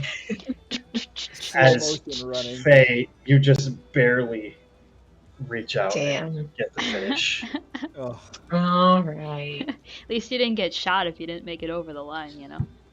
So you only won by 10 feet, so you're gonna get a bag of glowing soil. Damn it. Is that what you wanted? Yeah. Insight check to see if I can read Quinn's disappointment. Oh, that's a roll of a 17 for a 20. Alright. Yeah, you could tell this is kind of what she was eyeing when she came up to the game. I'll be like, you know what? I gave Hush what she wanted, and despite how it turned out, I don't think the best woman won. So here you go, and I'll hand over the Oh, glowing soil for her. Oh, that's very cute. The thank you. soil, like you see, it's kind of just this little like felt pouch, and as you open it, there's a bit of this soil on the inside, but it smells very fresh, like very fertile, and it just glows gently with a blue, and then the blue softens and it changes to yellow, and then the yellow softens and changes to red. Oh, pretty. It is very pretty. I do actually have one last game that I wanted to play before I'm done for the night. Okay. Okay. I think it's a quick one because I think it's only one check, so it should be quick. Okay. I want to play the Black Orchid game. Oh shit. Okay. Yes, it is only one check, and it's really hard. Yeah. Mhm. Yep. All right.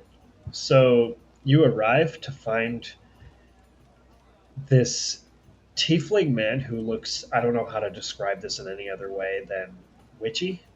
Like he's dressed in this like druidic garb almost that makes him look like he practices some kind of medicinal magic. Um, you approach, and he looks at you and kind of like is leaning back but takes 2 steps forward. He's like, "Do you wish to try to grow the black orchid?" I want to follow him on Witch Talk so bad. Witch talk. I do wish to. I also wish Sure. to give this a try. Here's your wand. May the stars of the arcane be your guide. And he steps back and doesn't give you any more instructions other than that. Okay, cool. I mean, I've seen how these other games work. You pretty much point the wand at the thing and hope that it works. So that is All right. essentially what I will do. So there's a chaotic soil that's kind of like roiling, changing shape, taking on different colors, drying out and re-soaking itself. Like it's a very strange thing that he seems to keep going here. Your goal is to grow a black orchid in the soil. In order to do so, you have to roll a nature check using the Wand of Druidcraft. Okay. Let's give this a go. I'll try it as well while I'm there with her. You know, is that possible? Sure, yeah. He steps back up really quick. He goes, "Do you wish to try to grow the black orchid?" I do wish to try to grow the black orchid. Then here's your wand. Let the stars be your guide. Thank you for the wand. The stars will be my Disappeared. guide. He backs back up into the shadows. Well, that's I an rolled aesthetic. a natural 15 for a total of 19. Are you, okay, so there's 3 of you playing. Yeah. Oh, jeez. That's a natural 20. Oh, it's Let's meant to go. be. Let's go. Nice. All right, so that is a 10 plus 4 for 14. Earthy stuff ain't my belly wet. All right, so both of you find the center of the chaos and grow the black orchid, this black flower from beneath. And Faye, you grow a regular orchid of a more bluish color. Nice. I guess that bodes well for that flower we planted. I guess so. He appears back out of the shadows. Here are your God. spell pages. You guys both want the Actually, spell can page? I request a different prize? Yes. Could I have the Black Orchid? That one? Yeah, the one I just grew. Oh, snap. Yeah. He goes over. He reaches for the black orchid. Nobody's ever asked. From the roots, if you please. He pulls it out from the roots and puts it in a pot. He gives it to you. Mmm. Thank you very much.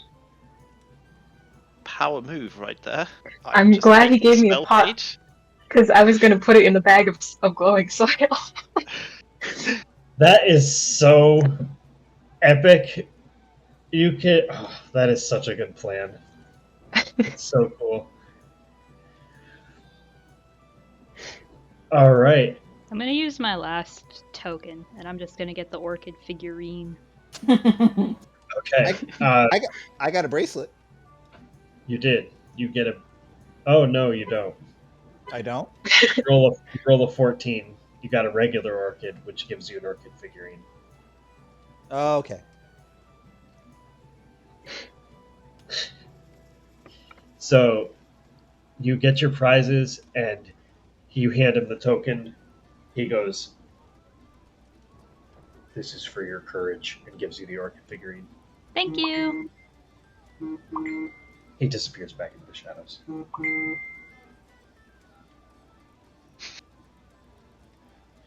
It's a mysterious one, that one. A little spooky. Just a little. Yeah. Well, are we any more to do?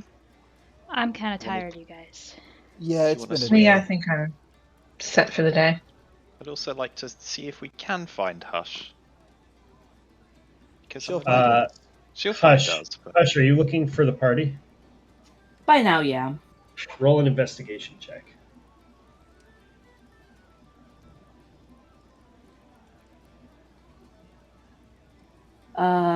Dirty 20.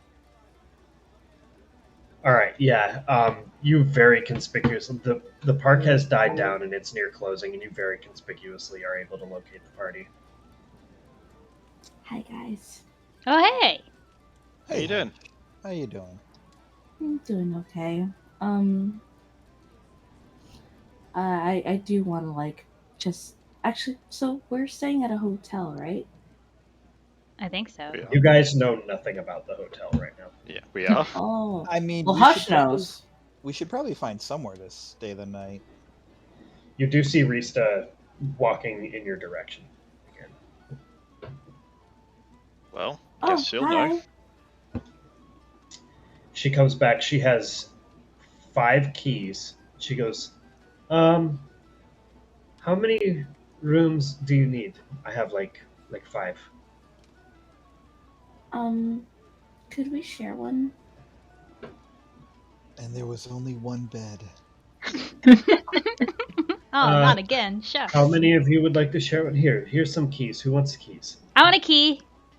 Please. Here you go. Thank you. I would like a key. And can I ask? Can I buy some materials? Got something on my mind I need to try.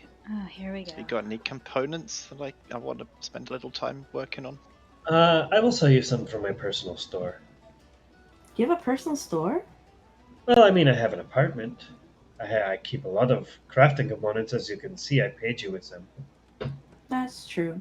You know where I can find some rapiers? Because I need to go buy some of those too. Rapiers. Probably not in the park, most likely. Yeah, that might not be too child friendly. Trust me, we know Right. from experience, no weapons in the park. Oh really? I've had my pike on my back the entire time. And no one stopped you. No one stopped me. They wanted you. It's like, yeah, you can keep the pike. There's only certain security officers that will really give you trouble for that. Yeah. That's true. But we can, I can shop and look around for rapiers tomorrow if it's Yeah. easier. It's pretty late. Perhaps where we're going, they may have. It's a secret place. They may have things for sale. A blacksmith, likely. A The Cold secret Quest. place. Oh, yeah. So hotel rooms. How many Yes. do you need? I got a bunch of them. Who wants to bunk well- with me? I point at Ryan. Oh, that's no. I'm I'm He's going gonna to be making working all night. noise. It's gonna be loud. Yeah, you don't want to be. Yeah, Can I is one stay of the with rooms Ben? like off by itself where I'm not going to annoy anyone else? This one is on a different floor. Thank you. I will take that one. Thank you. I can stay with anybody. I just don't really want to be alone today. I'm in slumber party. We're on vacation. Come on. You wanna spend the night with Mickey? With Mickey and you and Quinn and Ryan.